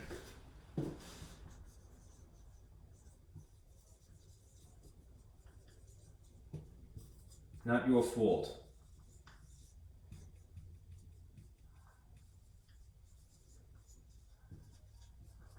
Right? Just means you get a dud for an answer. Right? It happens. Right? The opposite of square root, since this is isolated, it's good to go. You've isolated the radical, is to square it. And if you did it here, you're obligated to do it there. Right? On this side, the effect is that these are opposite operations, so they cancel. So you're left with x minus 7. In this case, you could write it out if you want to, and then FOIL it. It's not my phone, I swear. You could FOIL this to straighten this out, or you could remind yourself, well, if you have something like this, this is referred to as the perfect square trinomial. Right? It's one of our factoring models, so you could predict what it would be even if you didn't actually bother to perform the intricate multiplication, addition, and subtraction. The perfect square trinomial, once you have these figured out, the a and the b here, in this case it's x and 7, will always be like this. The thing in the front, that letter, will be squared. The thing in the back, that number, will be squared. And then the middle will be twice the outsides. All right, so 2 times whatever is unique to the problem. In this case, it's 7 and x. The back is always positive. And the thing in the front is whatever you have here, so it would be minus. Right? It means that this is going to be x squared minus 14x plus 49. If you FOIL it, you'll see that you get the same answer. X times x is x squared. X times 7 is negative 7x. Negative 7 times x is negative 7x. That's the 14. A negative and a negative make a bigger negative when you subtract, add them. It's the combos that dictate, same signs add. And then negative times a negative is a positive. Do it either way, just realize that you have choices. All right, now over here, you have this, x minus 7. Right? What have we produced? Something that's quadratic again. So if we're going to try to solve this, we might just set this equal to 0 as per usual at this point. Bring the junk over here, perhaps ironically, but over to the other side so that there's a 0 here. It doesn't matter which side. All right, so that means that we're going to move 7 over equals, going to add 7. And I'm going to strategically park it under this thing, because that's the thing, it's a regular number and a regular number. Simultaneously, I'm going to move this positive 1x by subtracting it. And that would be here. There's a 1 really there, it's just often doesn't get written. Right? And it doesn't matter if I don't know what x is yet. I don't need to. By sheer logic alone, I could reason to myself that something minus itself, even mysterious, would have to cancel out of existence in the same way that something known minus itself would have to cancel. So this is indeed 0 equals x squared minus 15x, and this would be 56. Okay, and this is another one of those problems that if you attempted to factor it, you probably could. More brute force, but still works efficiently in this case. So if it's x and x, I hate when that happens. You know what I should do? I should stop torturing myself and put this over here. We need to get a paper towel. Anyhow, x squared is probably x here and x here. It's a little faint. Straight up. Right. This 56, right? It might have a lot of factors, right? Because it's an even and it's large. But you know a few of them if you have your multiplication tables or the rules of divisibility. So you know that it's 1 in 56, right? And then it's 2 times something. 2 goes into 5 roughly twice with 1 left over is 16, which would be 2 and 28 apparently. Sum of the digits is 11. That doesn't work with 3, so I can't use 3. I can now rule out 6 if 2 and 3 don't both work. That's the rule. 4. 4 will work. 4 goes into 5 once with 1 left over is 14. Right. 5 won't work because it doesn't end in 5. 6 definitely not going to work. What's 6 times close to that? 6 times 8 is 48. And 6 times 9 is 54, so it's too short. 7 times 8 is the last one. Okay. Of these choices, right, what is probably going to make 15? There may be more than one, but in this case it's just these two. So it's going to be an 8 here perhaps and a 7 here. Right? These are going to not shrink out of existence, they're going to amplify to make something larger in magnitude. What causes adding? Same signs cause adding. Now if you want a negative, they have to both be negative. That means that in this case, if you now applied the 0 product rule, this x might be positive 7, and this x would end up being positive 8. Again, they could be extraneous, but I tried to choose problems that it wouldn't be that issue. Okay? So it should be choice A. Okay. 2 more of these and then we'll get into what do you call it? Inequalities.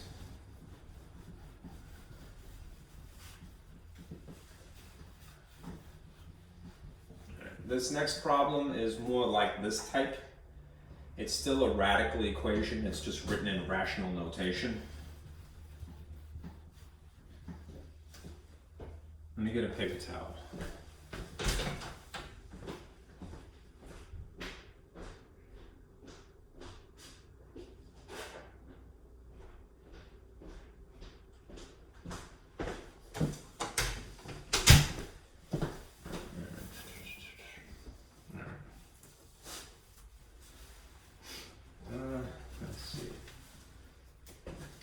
this one is 12. I'm on time, still working good.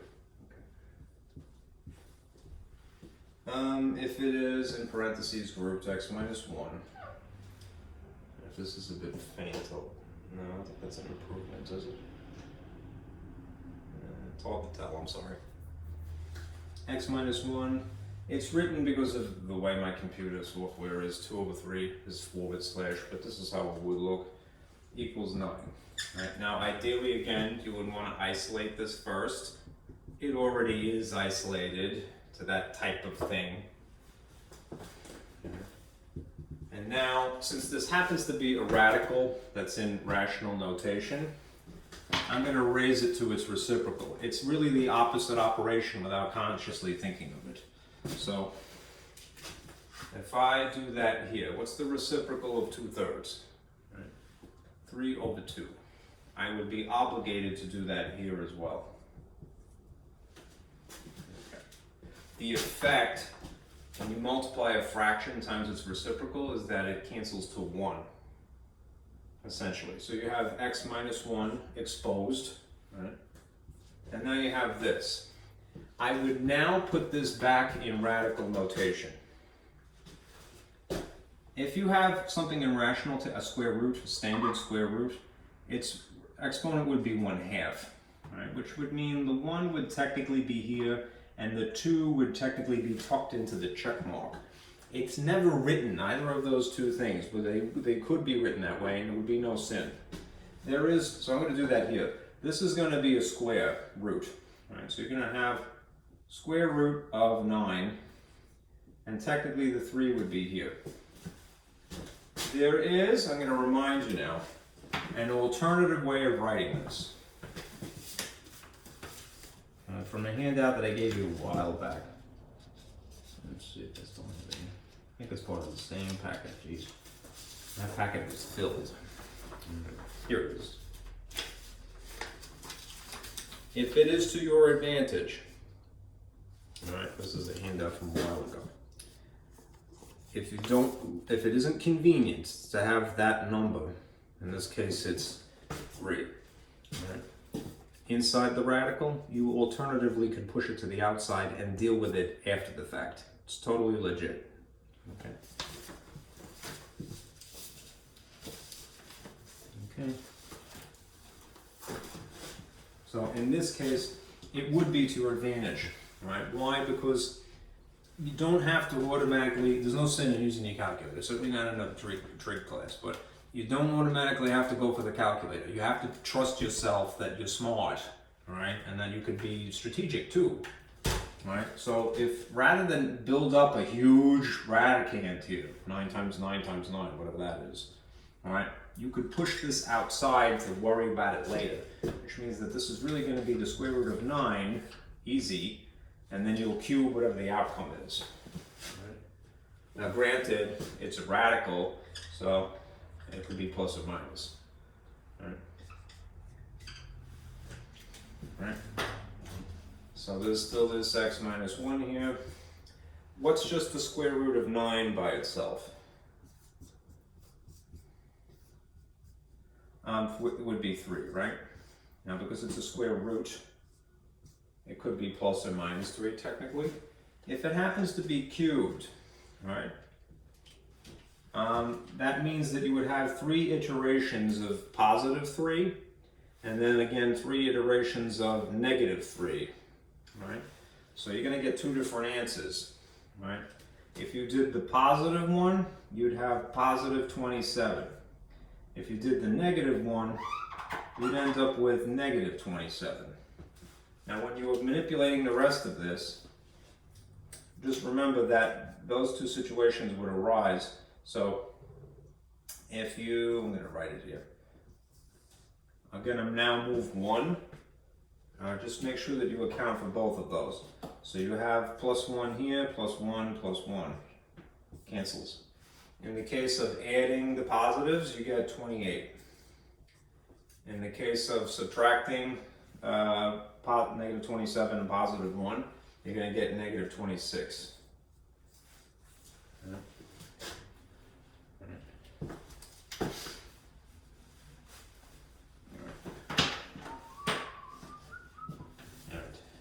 last of this type is factoring by grouping.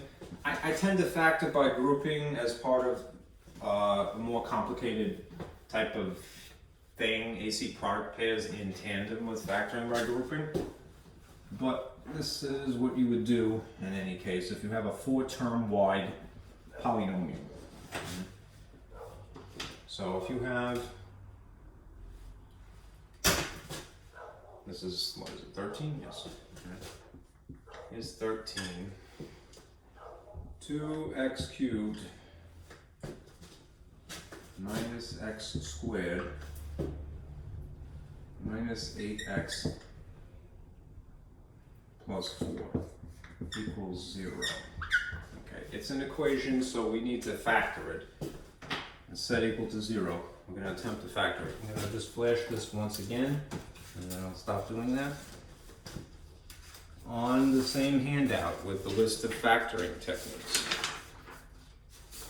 This is from way back. Remember what I had suggested. There's sort of an order that I would approach anything. And if you try to decide which technique you would do, base it upon how wide the polynomial is. Any size, I would start with this. Gcf. If you have a 4-term wide polynomial, after having checked this out, then you try factoring by grouping. All right? Factoring by grouping is something that I usually do in tandem with something else. I'm going to point at it now. On my more skeleton view here, AC product pairs is just what I thought to call it.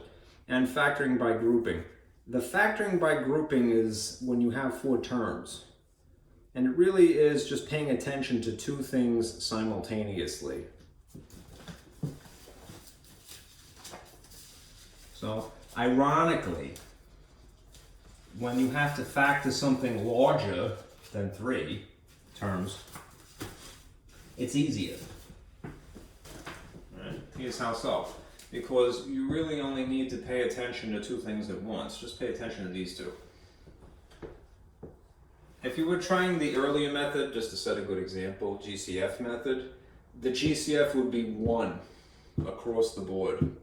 They don't all have x's, and the highest number that they have in common is just the number 1, so it wouldn't really be to your benefit to factor. So we use factoring by grouping.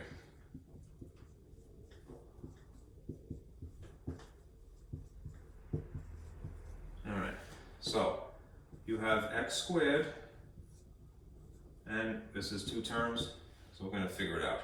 I went with x squared. How come? You want the lowest in this case. If we're trying to get a Gcf basically now, it's the lowest power in common. The most that x cubed and x squared would have in common is the x squared. This is a Gcf, not LCD. Right? X squared times what would be 2x cubed. It would be 2x. You could put a 1 if you like. That's the balance that would make 3. Right? X squared times what would be itself with a negative. Minus 1. Now, if we shift our focus over to here, I'm going to borrow the sign that happens to be here. I found that is very useful. We have these pieces that fill in the void here. These do not have a letter in common. Right? They do, if you analyze the factors, have more than just the number 1 in common. Things that make 8 are 1 and 8 and 2 and 4. Things that make 4 are 1 and 4 and 2 in itself. So what's the Gcf, the greatest common factor? Everything is made of 1, but this would actually be 4 here. So I'm going to stick a 4 here. That's the Gcf. 4 times what would be 8? Well, the digit would be times 2. Negative 4 times 2 is negative 8. There's no letter in common, so this thing left behind inside would have to be with an x. Negative 4 times what would be the positive form of itself. A negative times a negative is a positive. Now what we're hoping would happen did. when the guts here make an exact match, and they have to be exact, meaning they have the same terms, and they have to have the same signs on the inside. The way that this factors is like so. The match gets its own parentheses, and then the thing that I personally refer to as the left outs, they get their own parentheses. Right? Why do I call them the left outs? Because they're on the left and they're on the outside, so they're left out. You may need to continue factoring, and in this case you will, but what's the match? The match is 2x minus 1, apparently. You only have to write it once. Right? The left outs would be x squared minus 4. But it would be a good habit to recognize and to strategically look, and just to check. Do you have anything that can be factored? These can be. These are the difference of two squares. Because this is x squared minus, there are two things. Difference is in minus. One of them is being evidently squared. The other one is disguised. 4 could be rewritten as 2 squared. It's the difference of two squares. Right? Which means that the whole thing can be factored like this. 2x minus 1. This is x, 2 and 2. One of them is positive, one of them is negative, according to the difference of two squares model, which is also on that paper. Meanwhile, this is still equal to 0. So we're going to get 3 answers in this case. Okay. We're still going to employ the zero product rule.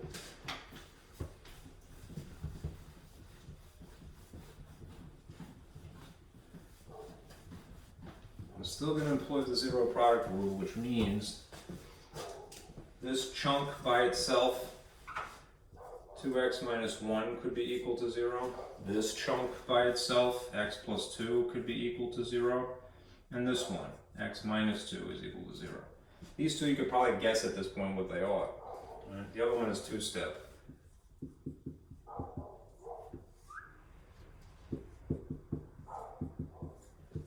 And believe it or not, you may wonder, geez, why do they make us beating a dead horse here? When we get into graphing, right, especially quadratic functions, all right, a lot of times you look for something called the zeros, which is really the x-intercepts by another name. Okay, this is exactly the process that you would use by hand to get those points.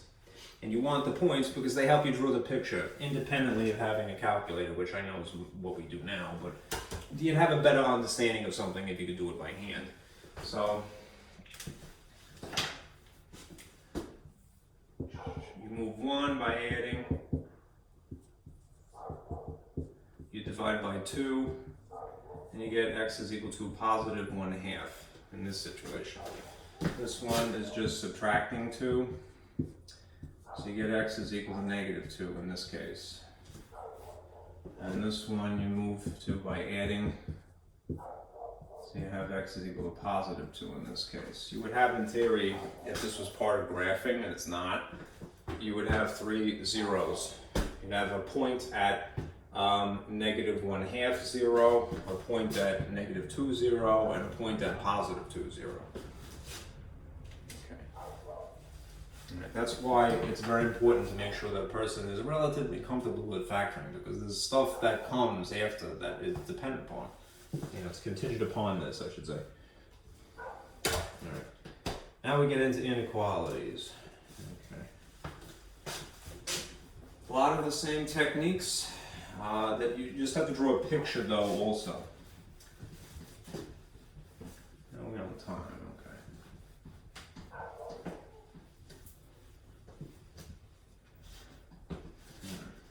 So,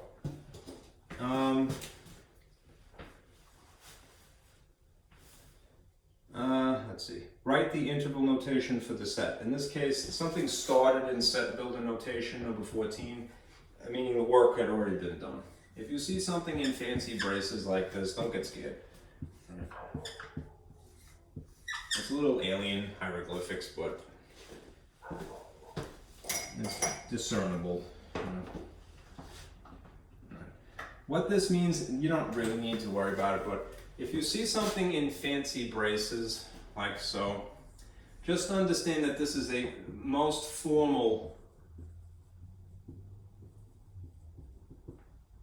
way to present the answer. Solutions. Right? There are several ways, as you well know, right? And some are more comfortable than others to present the answer, right? The correct answer. This is in set notation. They call this set builder. Right. Notation. See fancy braces, you know that you're dealing with a set, right? What are the solutions, right? You would read it like this. See this set, would be the set of solutions for, and then you would read the letter here, X. And then you could throw in an English word here, or is. This line is read as such that, and then you would read the conditions here that have to be met. Right. Or such that X, in this case, is less than or equal to 0. The set of solutions, meaning all of them, are such that X is less than or equal to 0. Right? Now, if you're going to put something in interval notation, which is just another way of writing, slightly less formal way of writing this answer, I would start by drawing a picture. Right? Draw a number line. This is for the sake of interval notation. Instead, this is slightly less formal.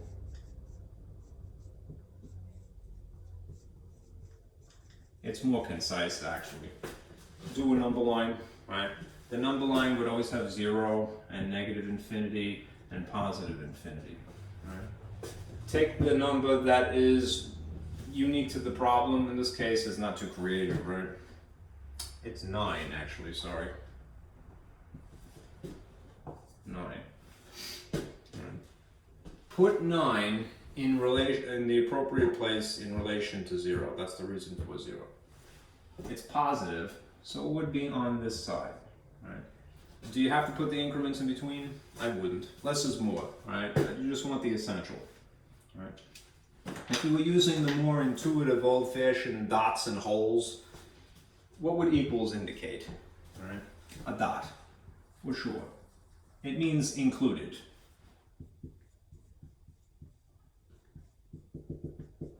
Means 9 is one of the solutions. There's other ones, half a spectrum of infinity, right? And if it's strategically rigged to be letter, and then this symbol, and then the number, you can kind of cheat in terms of what's the direction of the arrow. The point this way, right? X is less than 9, or you could reason to yourself. It would be everything running that way, right? If I always try to draw these things sort of parallel to the number line because I think it's easier to read. But to refine it slightly, what you might do is draw a shaded line along the edge of this. It's just a little bit sloppier. And instead of having a dot, you use the equivalent of dots.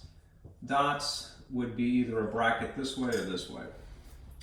So you'd have a bracket like that. Okay? Now in terms of interval notation, it's a slimmed down version of this. It's like taking a number line out of it. And you only use the relevant, most essential things. Right? There's a lower boundary. It's just kind of misleading because it's infinity in this case. And then an upper boundary. Right? In this case, the left or lower boundary is negative infinity, comma, and the upper boundary, in this case is right because of the orientation being horizontal, would be positive 9. 9 is included, so we use a bracket instead of a parentheses. And because this is infinity and it's not a specific location, we use a parentheses.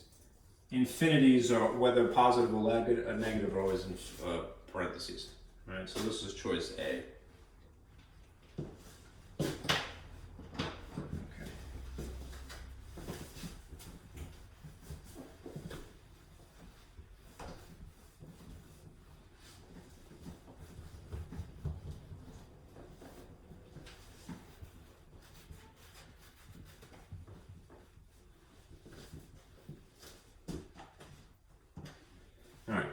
When you do the next problem to solve an absolute value inequality, you were going to draw a picture because the solutions would exist in the spectrum. Right? That's the whole reason for the drawing. The drawings basically summarize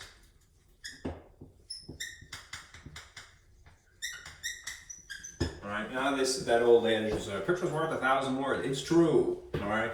If you have a drawing and a number line is just a drawing, it's supposed to signify non-verbally, you know, no language, just math, all right? What pretty much the answers exist between, all right? It's a spectrum of solutions. It's not just one discrete point, it's like everything infinity in between points. At least, you know, pointed in one direction or another, or bounded, you know. So if your problem is this, the absolute value of 2x plus 3 is less than 5. Right? There's a couple of things that you need to take into consideration because this is an absolute value. It has these modulus lines. These are called modulus.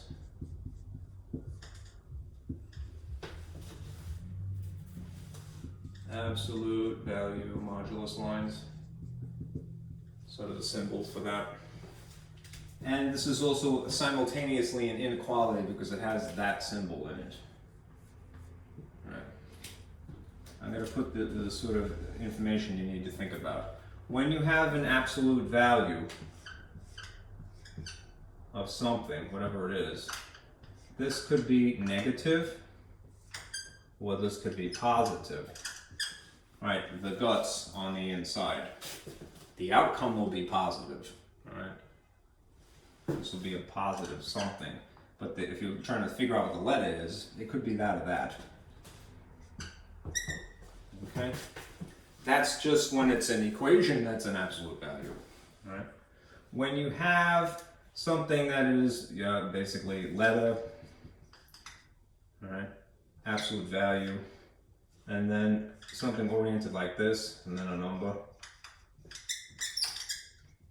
If it starts out oriented like so, right, associate this with the word and. If it were oriented like this instead, associate this with the word or.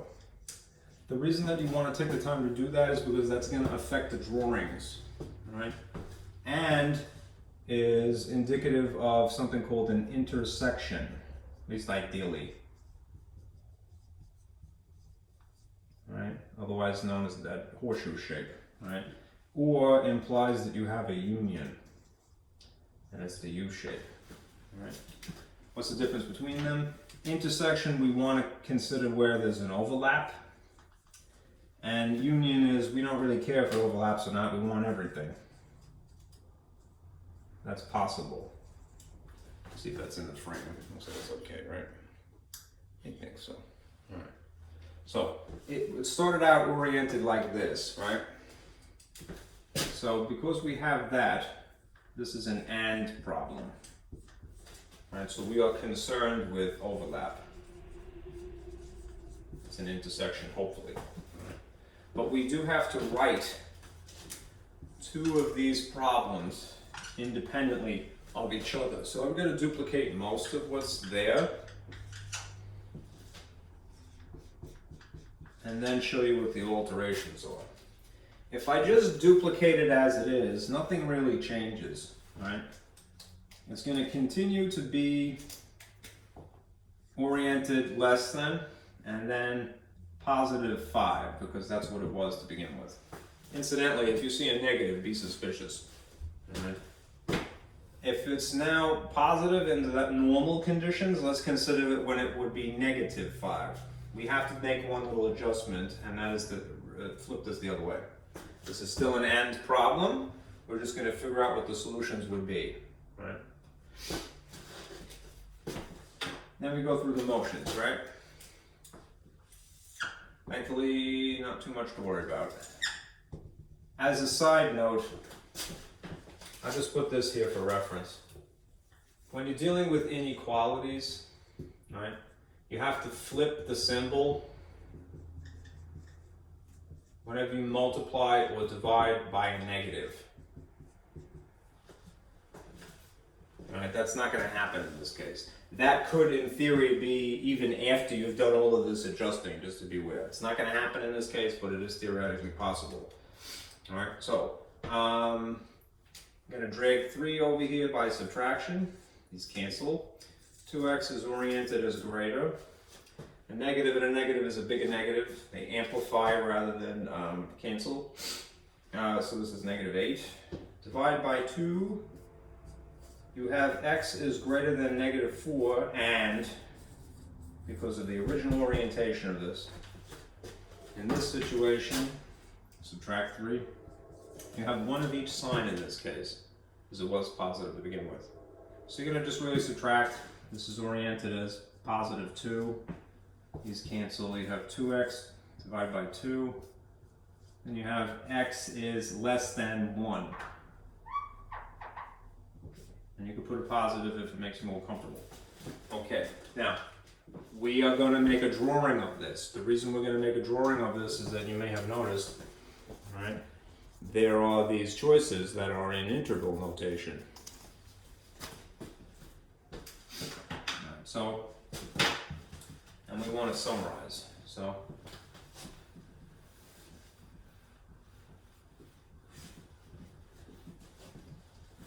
here's how we would do that. Start with a number line,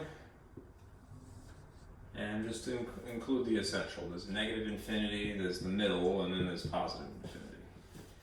Take the points that are interesting to this problem. In this case, negative 4 is interesting, and positive 1. Put them on the same graph.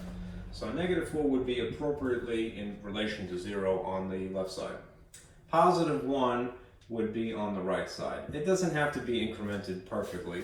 If you wanted to, in theory, it would be a little bit closer to 0, but don't worry about it. Because it is strategically, and I would encourage you to do this, letter, symbol, number, the arrow tells you which direction your arrow is headed. So, but before I get to that, does this have an equals in it at all? It doesn't, nor does that one. So there would be a hole here. It would say not included. Not included. It's just a reference. And you would have an arrow greater than negative 4 would be that way. Simultaneously, you have no equals here, so you'd have a hole, not included. Can't be included. And you would have x is less than, arrow is telling you this way. Now again, this is an AND type of problem, so it's an intersection, and that means ideally, doesn't always happen, we want an overlap. Right. Let's dumb down the picture. Negative infinity, positive infinity, here's negative 4, here's positive 1. Where do they overlap strictly? They only overlap in between these 2 points. So you would have that, and you would have that. And then you have, just to make it more like the typical case, you'd have some shading in between them. Like that. All right. Let's change the picture to incorporate the newfangled symbols. All right. Remember, if you have a hole, you use parentheses. If you have a dot, which is included, you use brackets. If you're talking about infinity, negative or positive, right, it's just parentheses. Right? In this case, infinity isn't even considered, as a direction. It's the infinity in between. It's this spectrum of answers. Because that's a hole, I'd have a bracket. And because this is another hole, I'd have another bracket. I've kind of squashed it. It's exaggerated that way. But the solutions would be -4, +1. It looks like ordered pair coordinates. It's not, right? It's not two-dimensional. It's just using boundaries, right? Which is choice B. It's unfortunate sometimes in math they use like M a lot for everything, but it's not. It has different purposes, different context. Okay. All right. One more of this type, which is more or less the other type, and other of these, and we will move on. Are we on time? So okay.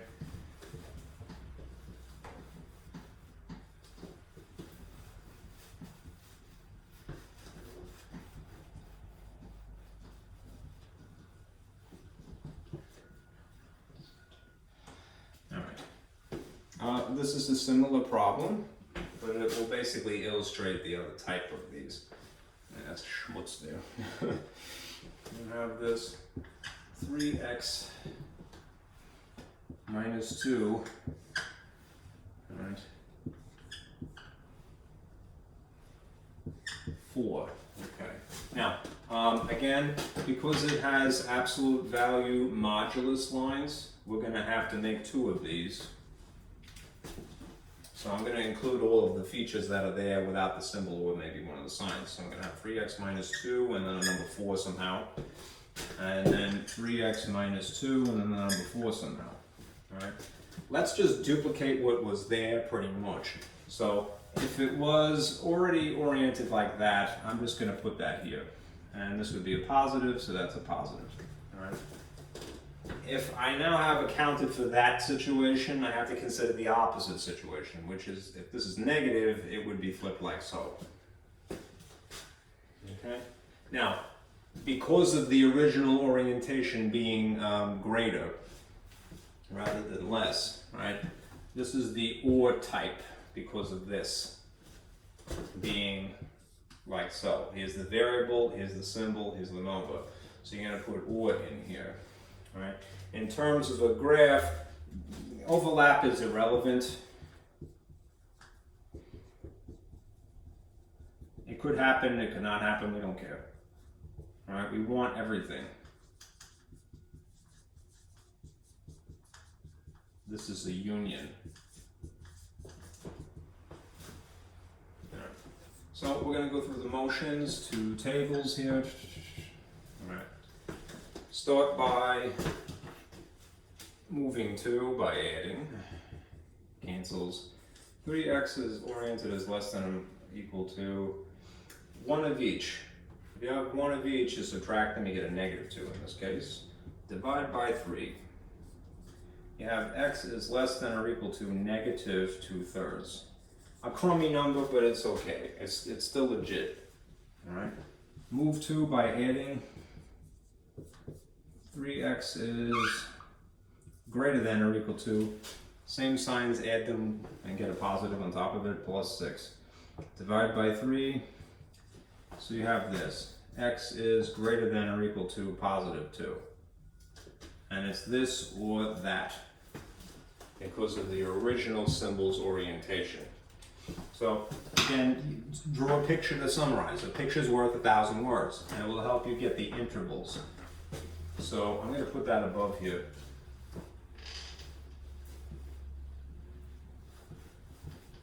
And you may slim it down slowly but surely.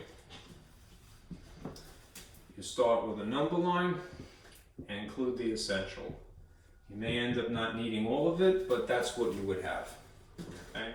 Then take the unique features of the problem and position them in relation to 0. So if this is a negative, it's over here somehow. If this is a positive, it's over here somehow. These include equals as a possibility in both cases. So I would need a dot, right, in both of them. I'll do this one first.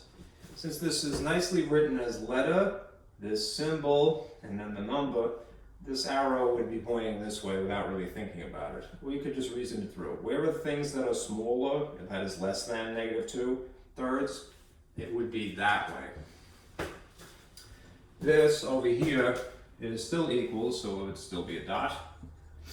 And the arrow is pointing off into the other direction. Things greater than 2 would be that way.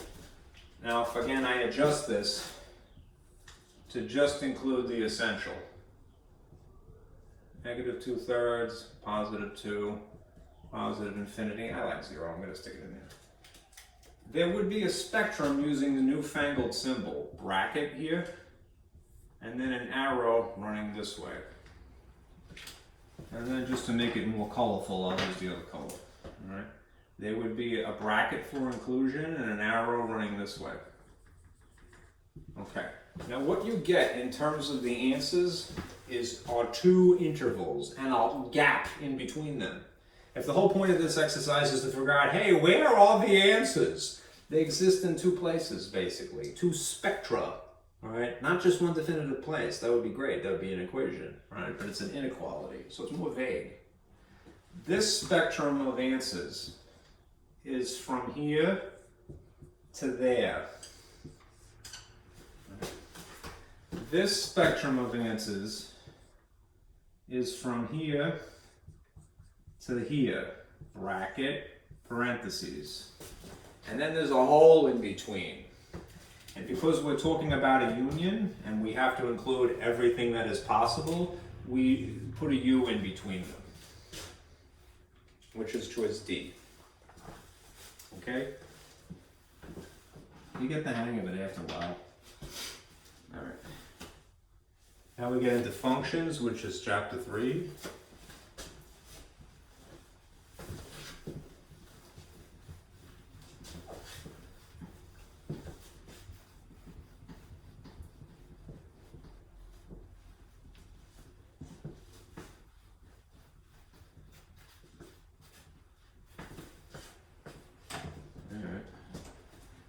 So 17 is determine whether the graph of this has an inverse. Oh, pardon me, no, that's really what the purpose is. Determine if this function is equal to 2 times x plus 1 minus 1 squared plus 3 is 1-to-1 function. It's either yes or no. Right. Right. You could draw the function with your calculator, and I'll show you how to do that. But the real reason for this question, why we care that something is a 1-to-1 function, is because it's only this type.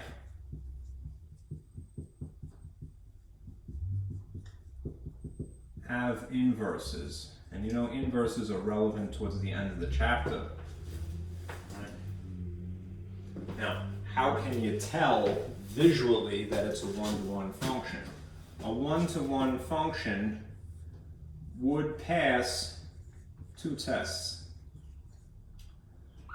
It would pass firstly the vertical line test. What on earth is that? And the horizontal line test. You know, I get a lot of crummy phone calls, right, from things that even look like my own phone number. That's very strange. Whatever. All right. Let's use our calculator to draw the picture, because this will be a little bit complicated. So without going into that, I'll draw it. Well, I did draw it once. Here. This is a good use of your calculator. We're going to enter this, and we're going to pretend that this is really y equals, so that we can take advantage of that. Okay? So you're going to turn on your calculator, make sure I cleared it out. Looks like I didn't. Yes, clear that out.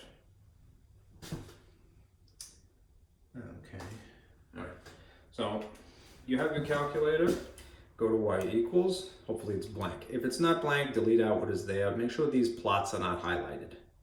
In 1, we're going to type what you see here. So I'm going to start with 2, right? And then I'm going to be a good guy and I'm going to put the parentheses. And since it happens to be x, you use this button for x. And then just don't use this unless it's a coefficient. Use regular minus. And then 1, close the parentheses. And then square it, so there's a button for this as well. 2. And then put plus 3.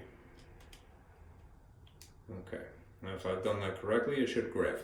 Again, as always, you may need to adjust the screen somehow. You only know after you hit the button, so hit graph. And you have a graph here. Yours is probably preset to standard. All right. That is if it looks like that, right? I actually duplicated it incorrectly, didn't I?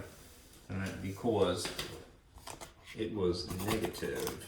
So let me just fix that. There's a negative up in the front, sorry.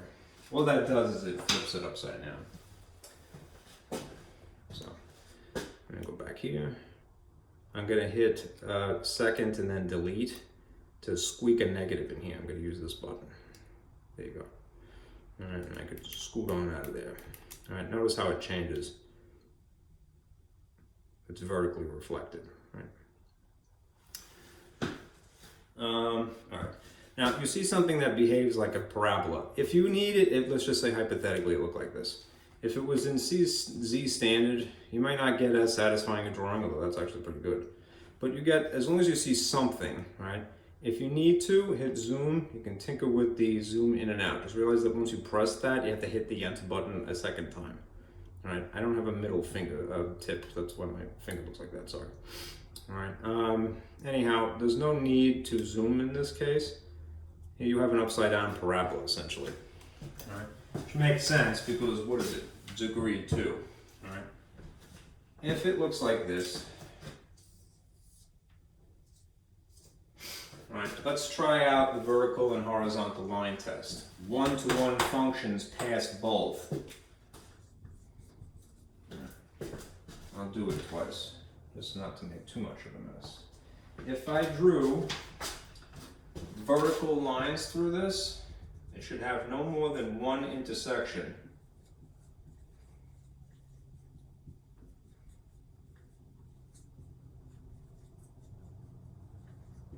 Per line. Even if I did it over here, one intersection. Okay. All that proves is that this is a pass, vertical line test. This means that it's a function in general. Yes, all right. If I now employed the horizontal line test, I would be putting in horizontal lines like this. And it would have the same criteria. No more than one intersection per line. That doesn't look like line. Let me rewrite that. All right. What do you have in this case? Unfortunately, more than one intersection per line. It just happens to be a horizontal line. So this is a fail, right? Which means not one-to-one, right? It's not that kind of a function, all right? So it would say choice A. Okay.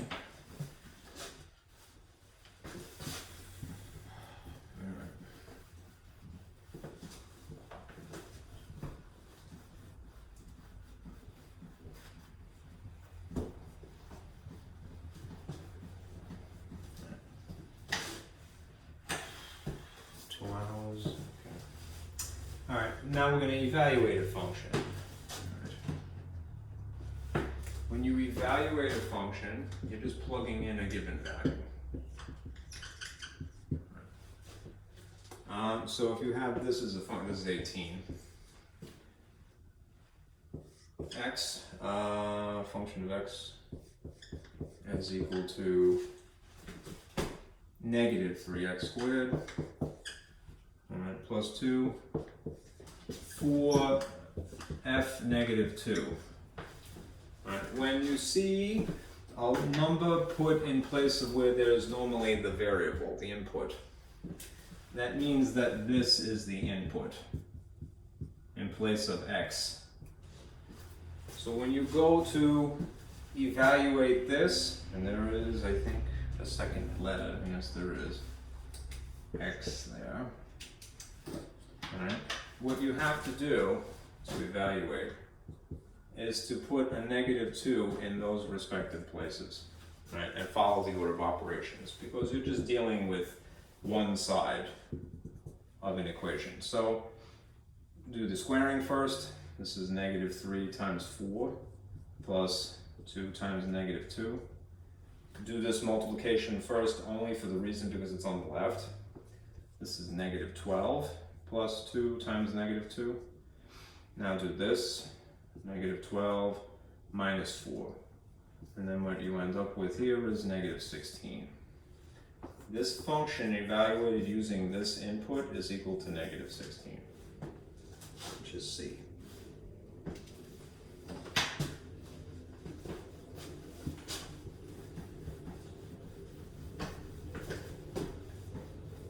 I may have to hit the board with some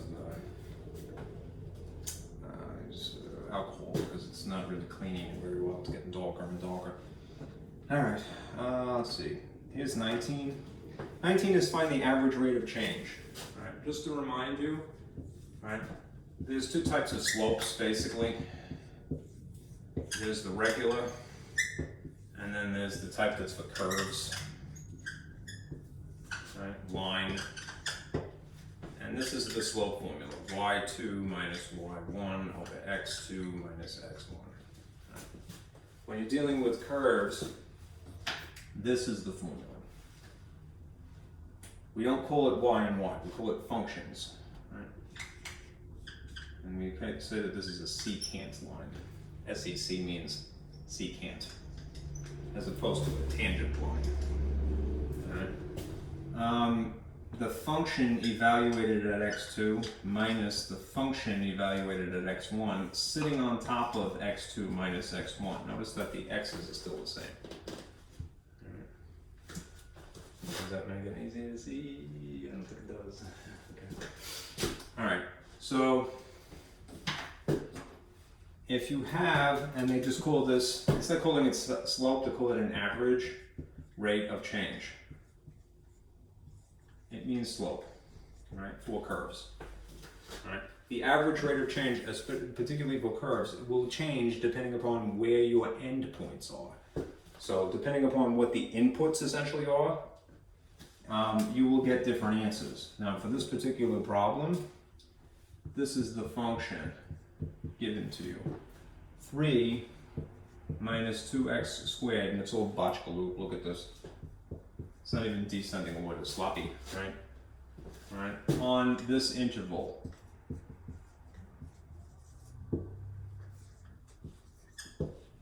From, let's see, 0 to 2. And both of them are included, notice the brackets, right? Convince yourself this is x1, this is x2. And then you're basically going to evaluate twice. Right, and then straighten it up. It's a lot of simplifying is what it is. So I'm gonna write the equation, just the interesting half of it, in two places. I'll put it here. 3 minus 2x squared plus x, I'll put it in its own little parentheses, minus, because of the formula, and then, because we have to do it a second time for the first point, it's the same exact function, it's just done twice. And this whole thing is going to be over x2 and x1. Let's do the top strictly first, right? We're going to evaluate this at x2, which is the number 2 coincidentally. So here and here, the number 2 would have to be inserted. Then we follow the order of operations. In this one, this would be evaluated at x1, so that would be 0. I'm going to put a 0 here and a 0 here. That one will be easier. All right. Follow the order of operations, do the squaring here first. So this is 4. 3 minus 2 times 4 plus 2. Do the multiplication. 3 minus 8 plus 2. 3 minus 8 is negative 5 plus 2. All right, which means this is negative 3. In place of this first one here, we have negative 3. Okay.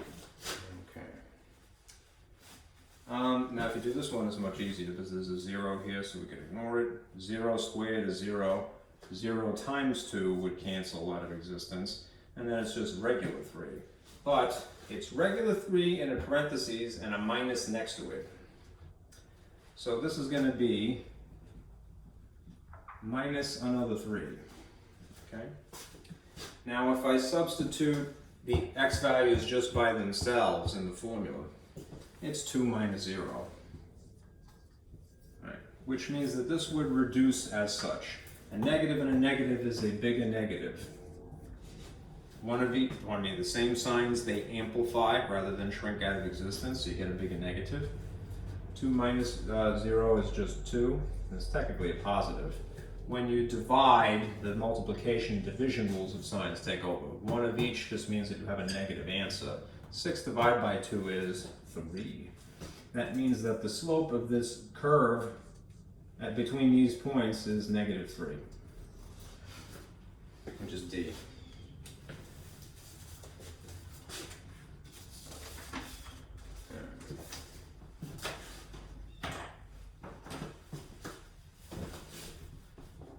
Let me, since I'm smearing dirt all over my board, let me clean this one time in a more efficient way, isopropyl alcohol. You can only do this on, well, I don't know about only, but this works well on acrylic plastic. A lot of times when you buy markers, they have their own sort of proprietary blend of something. It doesn't smell like alcohol though, it smells like something else. Maybe it's a different ratio. Yeah, it's expensive and it doesn't work as well. I'm gonna use it. That's a bit better, right? Look at that. Okay. 20 is 20, 21, and 22 is well, no, the whole page. 20 to 23 is functions, all right? All right, arithmetic, basically composite functions, and then finding an inverse. All right, so I wonder if I could try, this is nice and dry, to squeeze this in here, all right? It's still not dry. I don't want to ruin my markers. If I have to, I mean, I'll erase stuff, but let me see if I could confine myself a little bit more. I'm going to speed this up because I'm looking at 2.5 hours here. Alright. That's never a straight line, Francis. Yuck. Something like that, right? Here's 21. You could see the similarities and the differences this way, which is really more important than anything else. Here's 23. Alright. In this case, I have to sneeze. I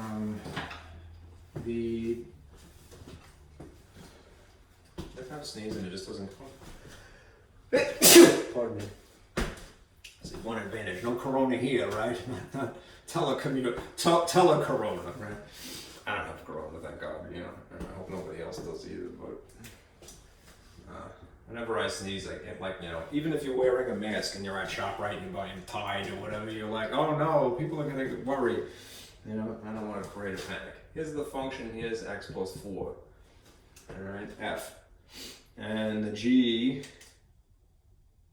is this. I think that's the way it is across all of them, right? Good. I I've done that to begin with. X plus 4. You're going to use it in different ways. Yep. Okay.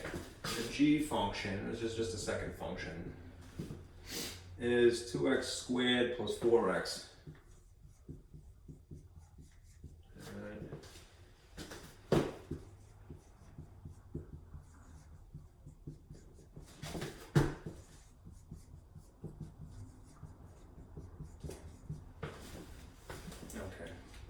In the first problem, you have to subtract these, and they signify that by this rather concisely. It's not the best way to write it, but it means subtract them. In this case, you're asked to multiply, and just not to confuse it with composite, I really have to make sure that that is an obvious multiplication dot. And then the last one is fog, right, which employs that composite operator.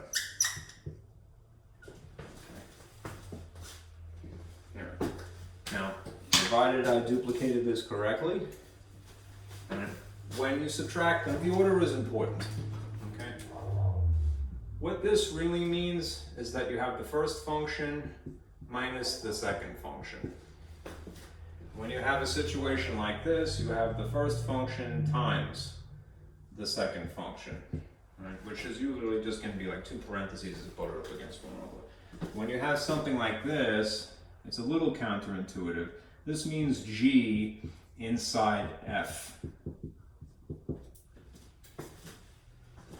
Okay, it's composite.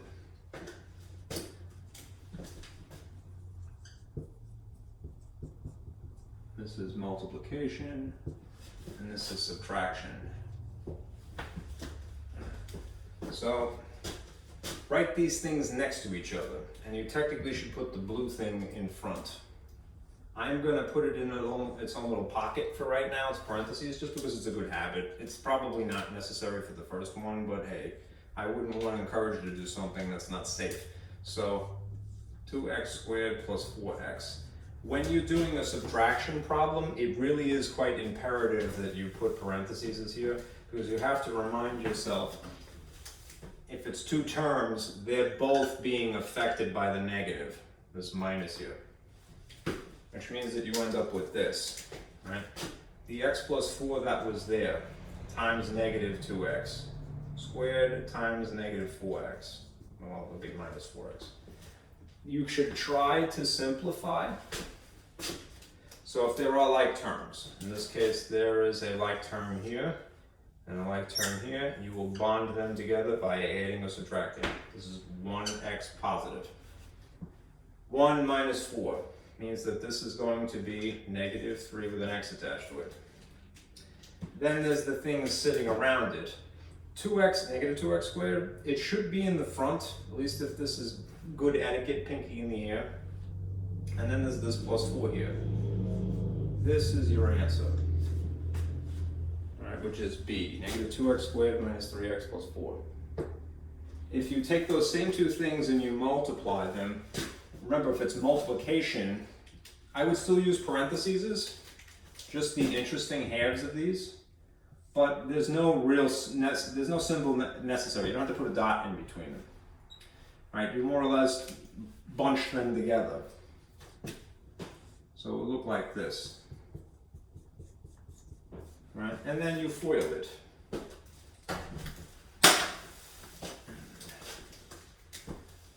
X times x, 2x squared would be 2x to the third, because that's x1 and that's x2, and you add those. X times 4x would be plus 4x squared. Right. And then you do these two. Positive 4 times 2x squared would be plus 8x squared, because it had x squared already. 4 times 4 would be plus 16x. Now, a good rule of thumb is put them in descending order, combine what you can. The junk in the middle here are like terms. So what you end up with is this, 2x cubed. These things that are x squared combined, you just add the coefficients, would be plus 12x squared. and then this hanger on here, which is plus 16x. This would be the product, which is A.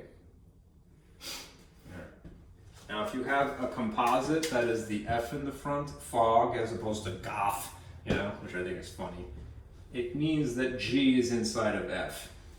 So start by writing F, right, with the parentheses around the letter. Then insert the interesting portion here in place of that. What does that mean? It means that 2x squared plus 4x is inside of F. And if necessary, try to clean it up a little bit. If there's no coefficient here, cool, right? If there's no exponent here, even better, all right? Then the parentheses are unnecessary. You can dismiss this, all right? And then the answer is this: 2x squared plus 4x plus 4. And that's your answer, composite function. Okay, which is C. Alright. Now when you're making an inverse, there's a procedure which really warrants its own full board here, so let me erase this.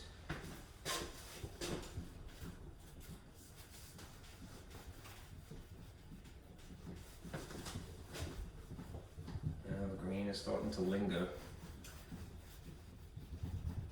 That means it's a bad green. Do a hard time in the cup again. Okay. Alright.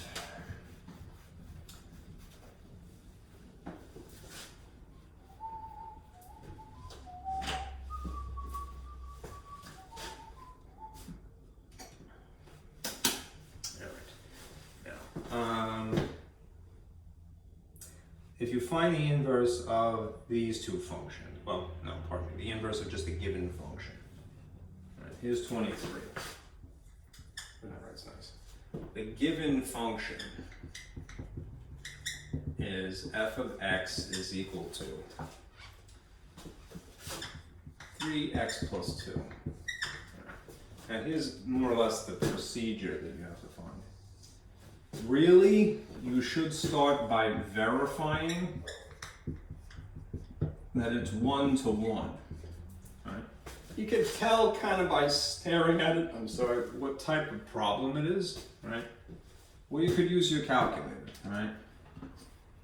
Either memorize, right, or use your calculator to draw. Right, and then you could try the vertical line test and the horizontal line test. It has to pass both of them.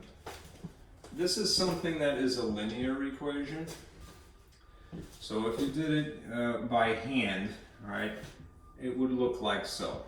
There'd be a point at 0, 2, which would be basically here. All right, and I just want to make sure I didn't make a doofy. And this is the slope, right? 3 up, 1 to the right, which would mean 1, 2, 3, and over to the right, and you'd have a linear equation like so, right? Which means that it would pass both of those tests. If you did a vertical line test, it would be 1 point of intersection, so it would pass the vertical line test. And if you did a horizontal line, it would pass 1 point of intersection this way. It's 1 to 1 officially, right? If something is 1 to 1, right, then here's a good basic procedure, starting with this.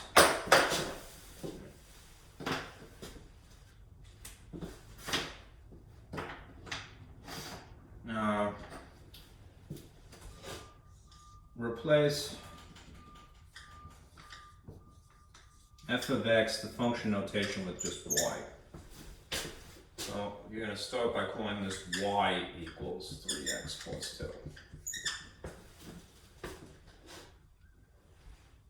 Okay. Number 2, you're going to solve for x. If this is too faint, I'll write it in a different color. This is another handout, of course, that you had. It was the one with SpongeBob on it. So I'm going to just point at that in case it's not visible. This last handout you had before your test, that's basically the procedure. Okay. No way on time, good.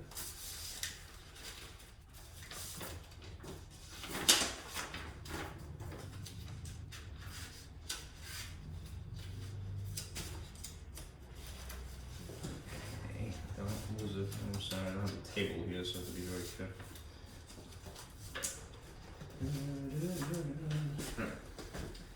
I'll do that in something more visible.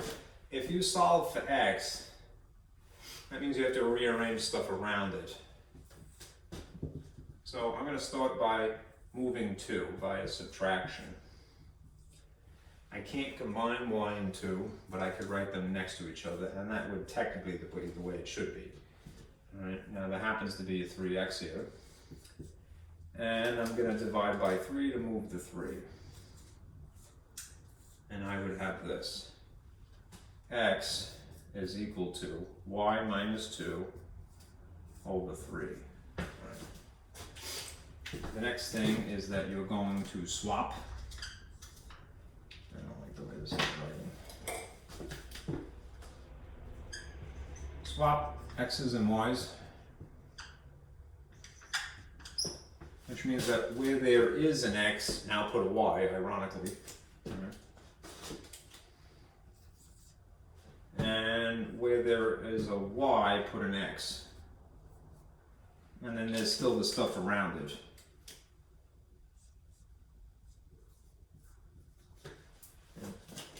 And then, lastly, you're going to replace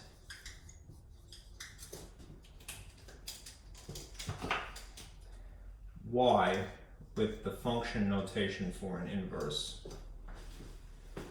So instead of this here, y, you're going to write that. So your inverse would be this. X minus 2 over 3. All right, now let me show you something neat with your calculator. First of all, if you were a little sketchy, all right, pun intended, about drawing this picture, you're not really in this class to reinvent the wheel, because you're a trig. All right, and you should know how to graph things by hand, but it's not really. You have a calculator to help. All right, so you can go to y equals again and type in this. All right, 3x plus 2. And now I'm going to graph it. And there you see it's exactly the line that's predicted, right? The line that you see here, right? Oh, the special effects! Isn't that amazing? Now, if the thing that I have created here is in fact an inverse, you're going to see an interesting feature here. I'm going to go back to y equals. Underneath it, I'm going to draw this. Let's see. It's a little bit more complicated because of the denominator. I'm going to group these. So you could do it one of two ways, but this is probably the easiest way. Put up parentheses. Put x minus 2. Type like that. X minus 2. And then hit division / and you have 3. Right? You could enter it into more or less the style of a fraction if you want to go through the math button. Right? But this is fast, right? So then you hit graph, and look what you see. You see an X shape, isn't that cool?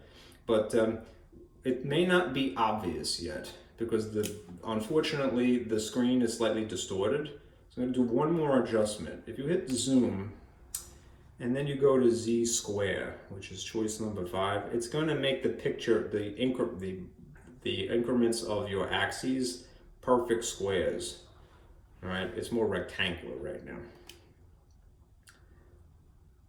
And what you will see is that you have an undistorted image, really, right?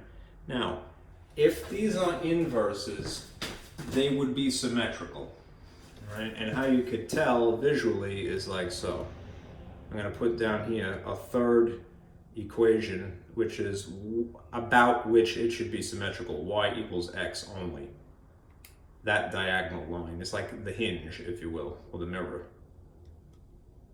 All right. Isn't that cool? The points here are the inverse of the points here. It looks like a reflection, right? and it should. Inverses are the reflection of the regular function.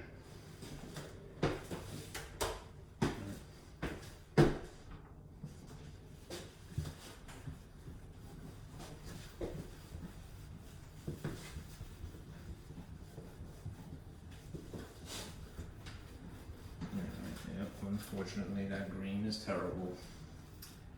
And to buy more markers. Okay. Yeah, let's press this.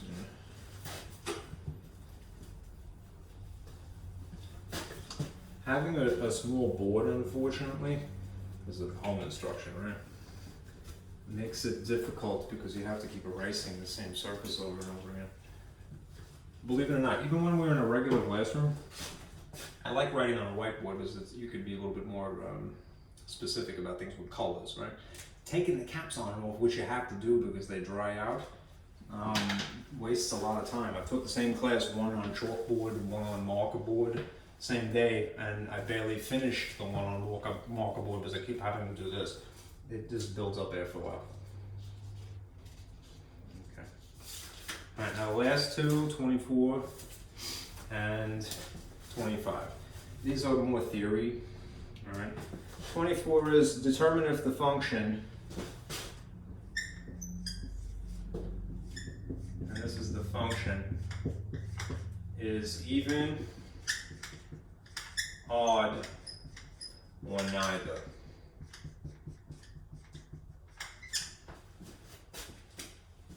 Okay.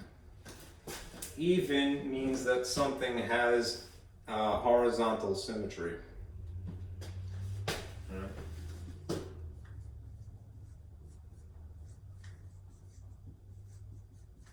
Right. Odd means that it has symmetry about the origin,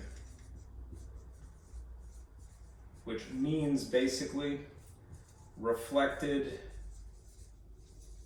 vertically and then horizontally, which is not quite the same thing as both simultaneous.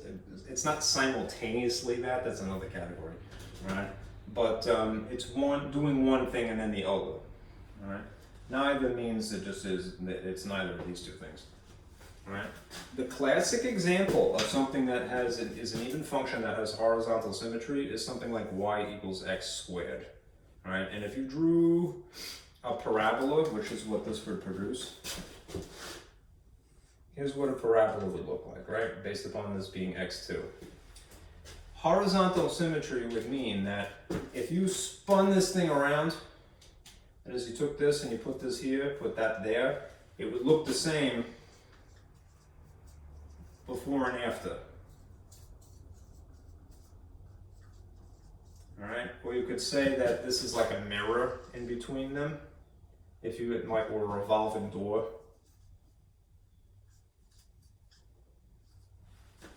All right, it would look the same before and after.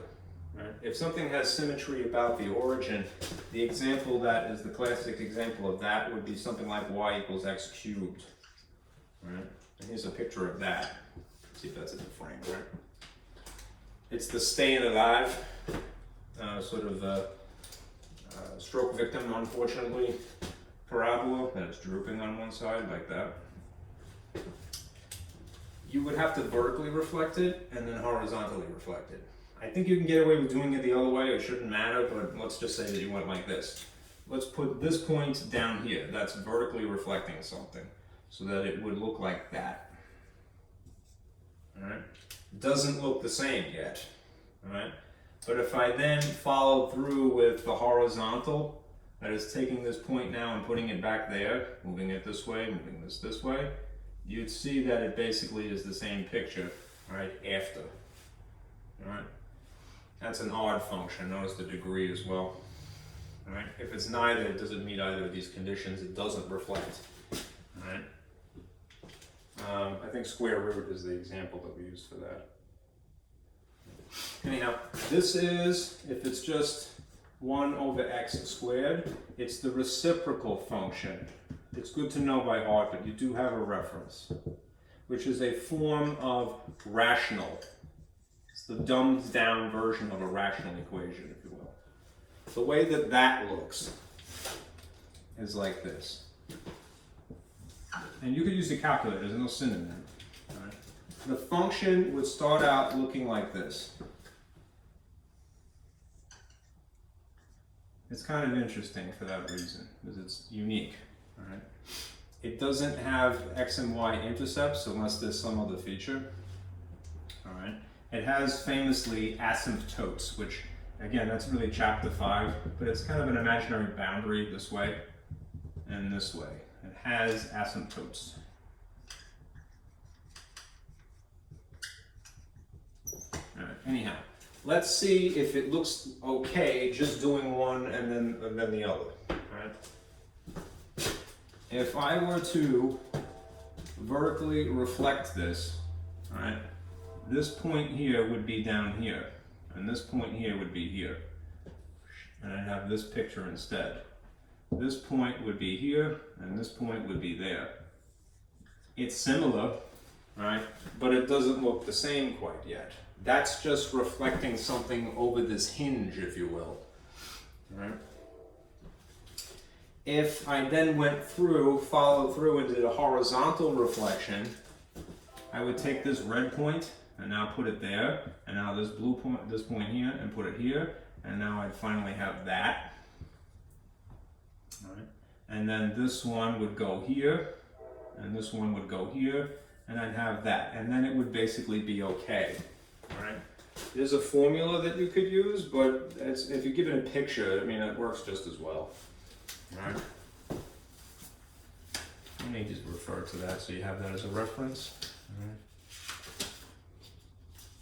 Oh boy.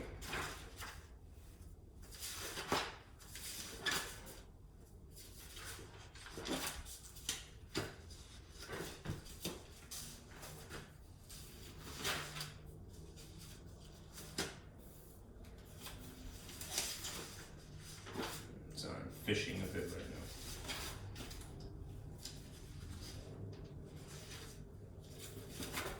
I didn't like the peculiar way in which this book was written.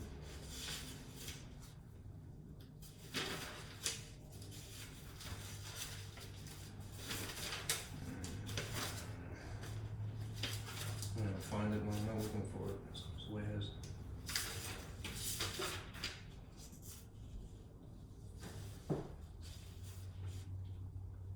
Okay, here. This should suffice. If you don't feel comfortable with the drawings, one way that you could tell something is even is that it would have this relationship.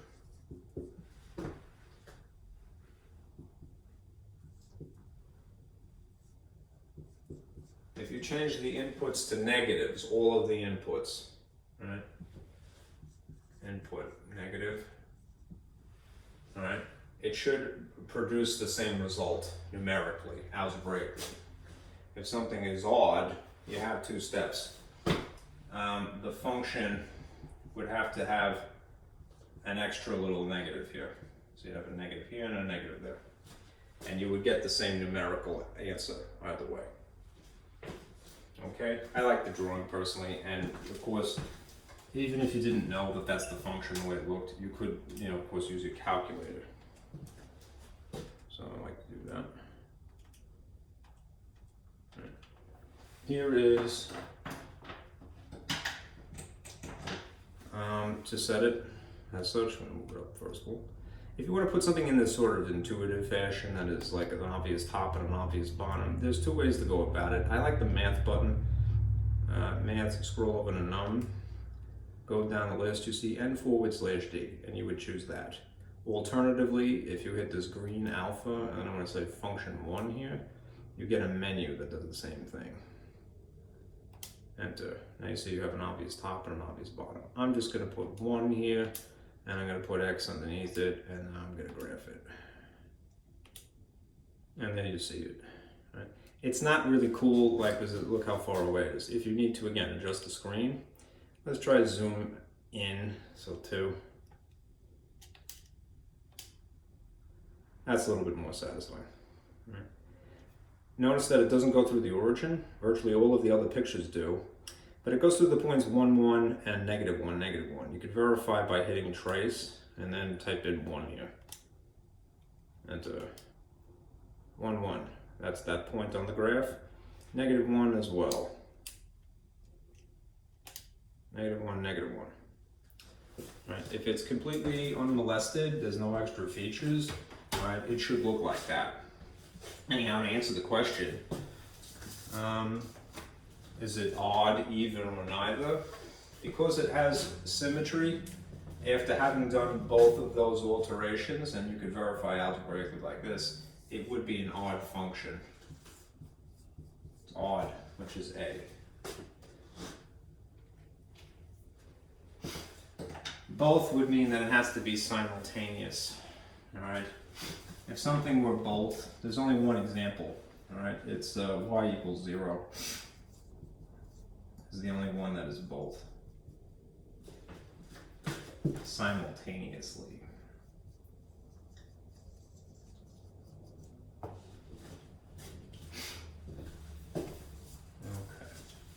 All right, the neither one, this is an example of neither if you're curious, would be y equals, say, 2x, like that.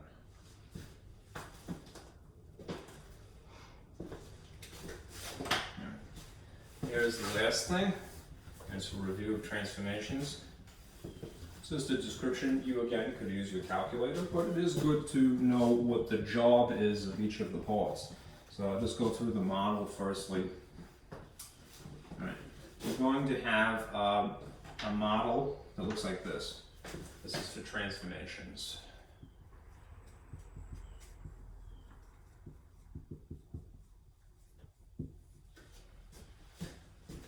Y equals negative plus or minus a times something bx. It's good in theory, it could be plus or minus h. Right, there could be a degree here plus k. Right. First of all, the degree here decides basically the parent function or the toolkit function. The type.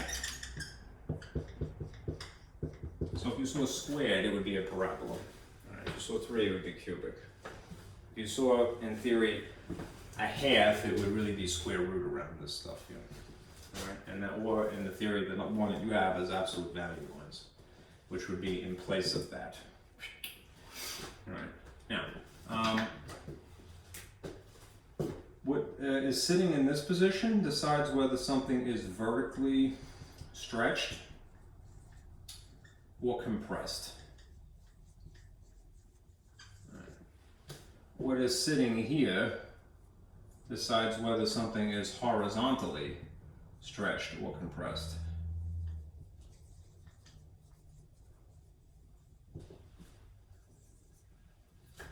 What is sitting here would be what is horizontally shifted.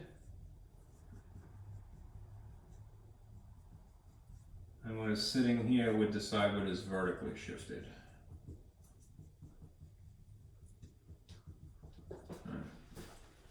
The sign's up in the front, and it's really the negative here. This decides whether something is vertically reflected, which essentially means flipped. If you have a sign on the inside here and here, this would decide whether something is horizontally reflected.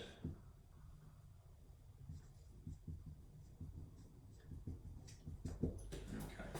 The two most important things usually are these two, the shifts. Right? They're more commonly the thing that you deal with.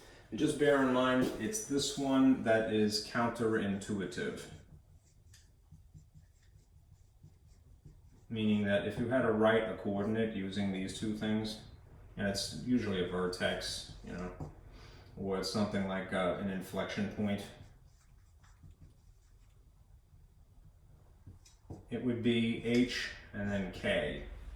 So if you see a negative, it's a positive, all right? If you see a positive here, then it's a negative.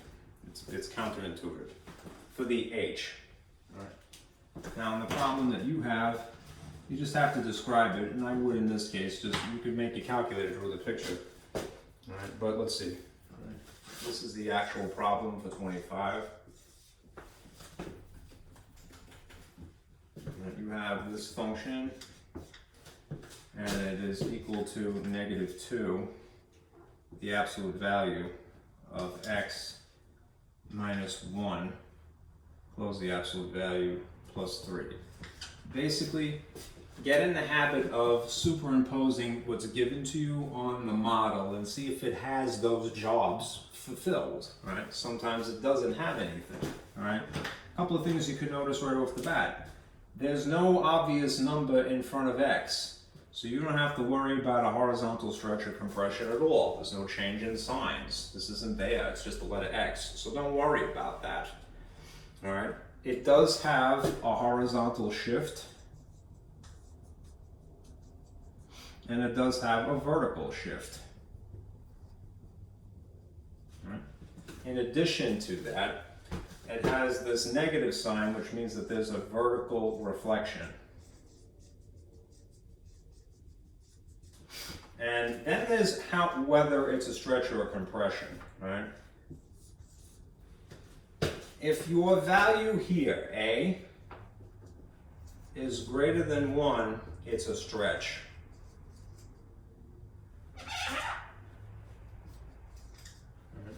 If your A is somewhere between these values, then it's a compression.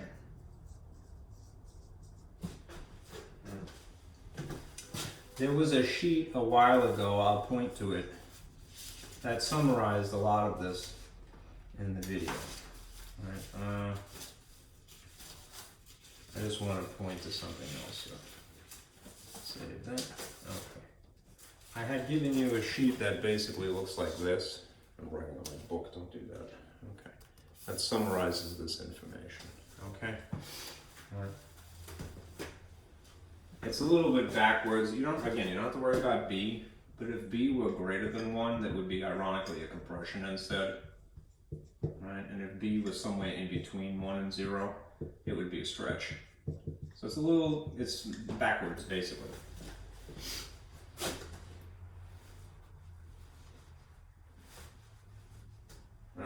So what could you expect? There's going to be a stretch, meaning something is going to be stretched like this vertically, right, by a factor of 2. All right. So you could tell even from that much information how to answer this question. All right. It's vertically reflected because of the sign. It's vertically stretched by a factor of 2. All right, it's shifted horizontally, and it would be, in this case, it's counterintuitive. So it's horizontally shifted towards the, instead of negative would be left normally, right 1. All right, and it's vertically shifted, that is intuitive, up 3.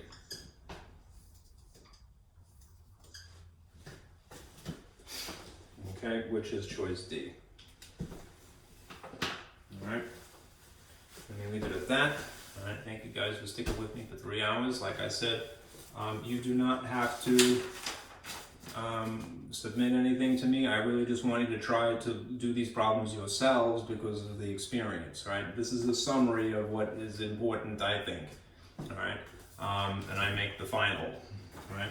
Anyhow, I'm not making promises that I'm doing this for 2 or 3. All right, or the final for that matter. All right, I want you nonetheless, and that's why I'm being, particular about it. I want you to do your homework.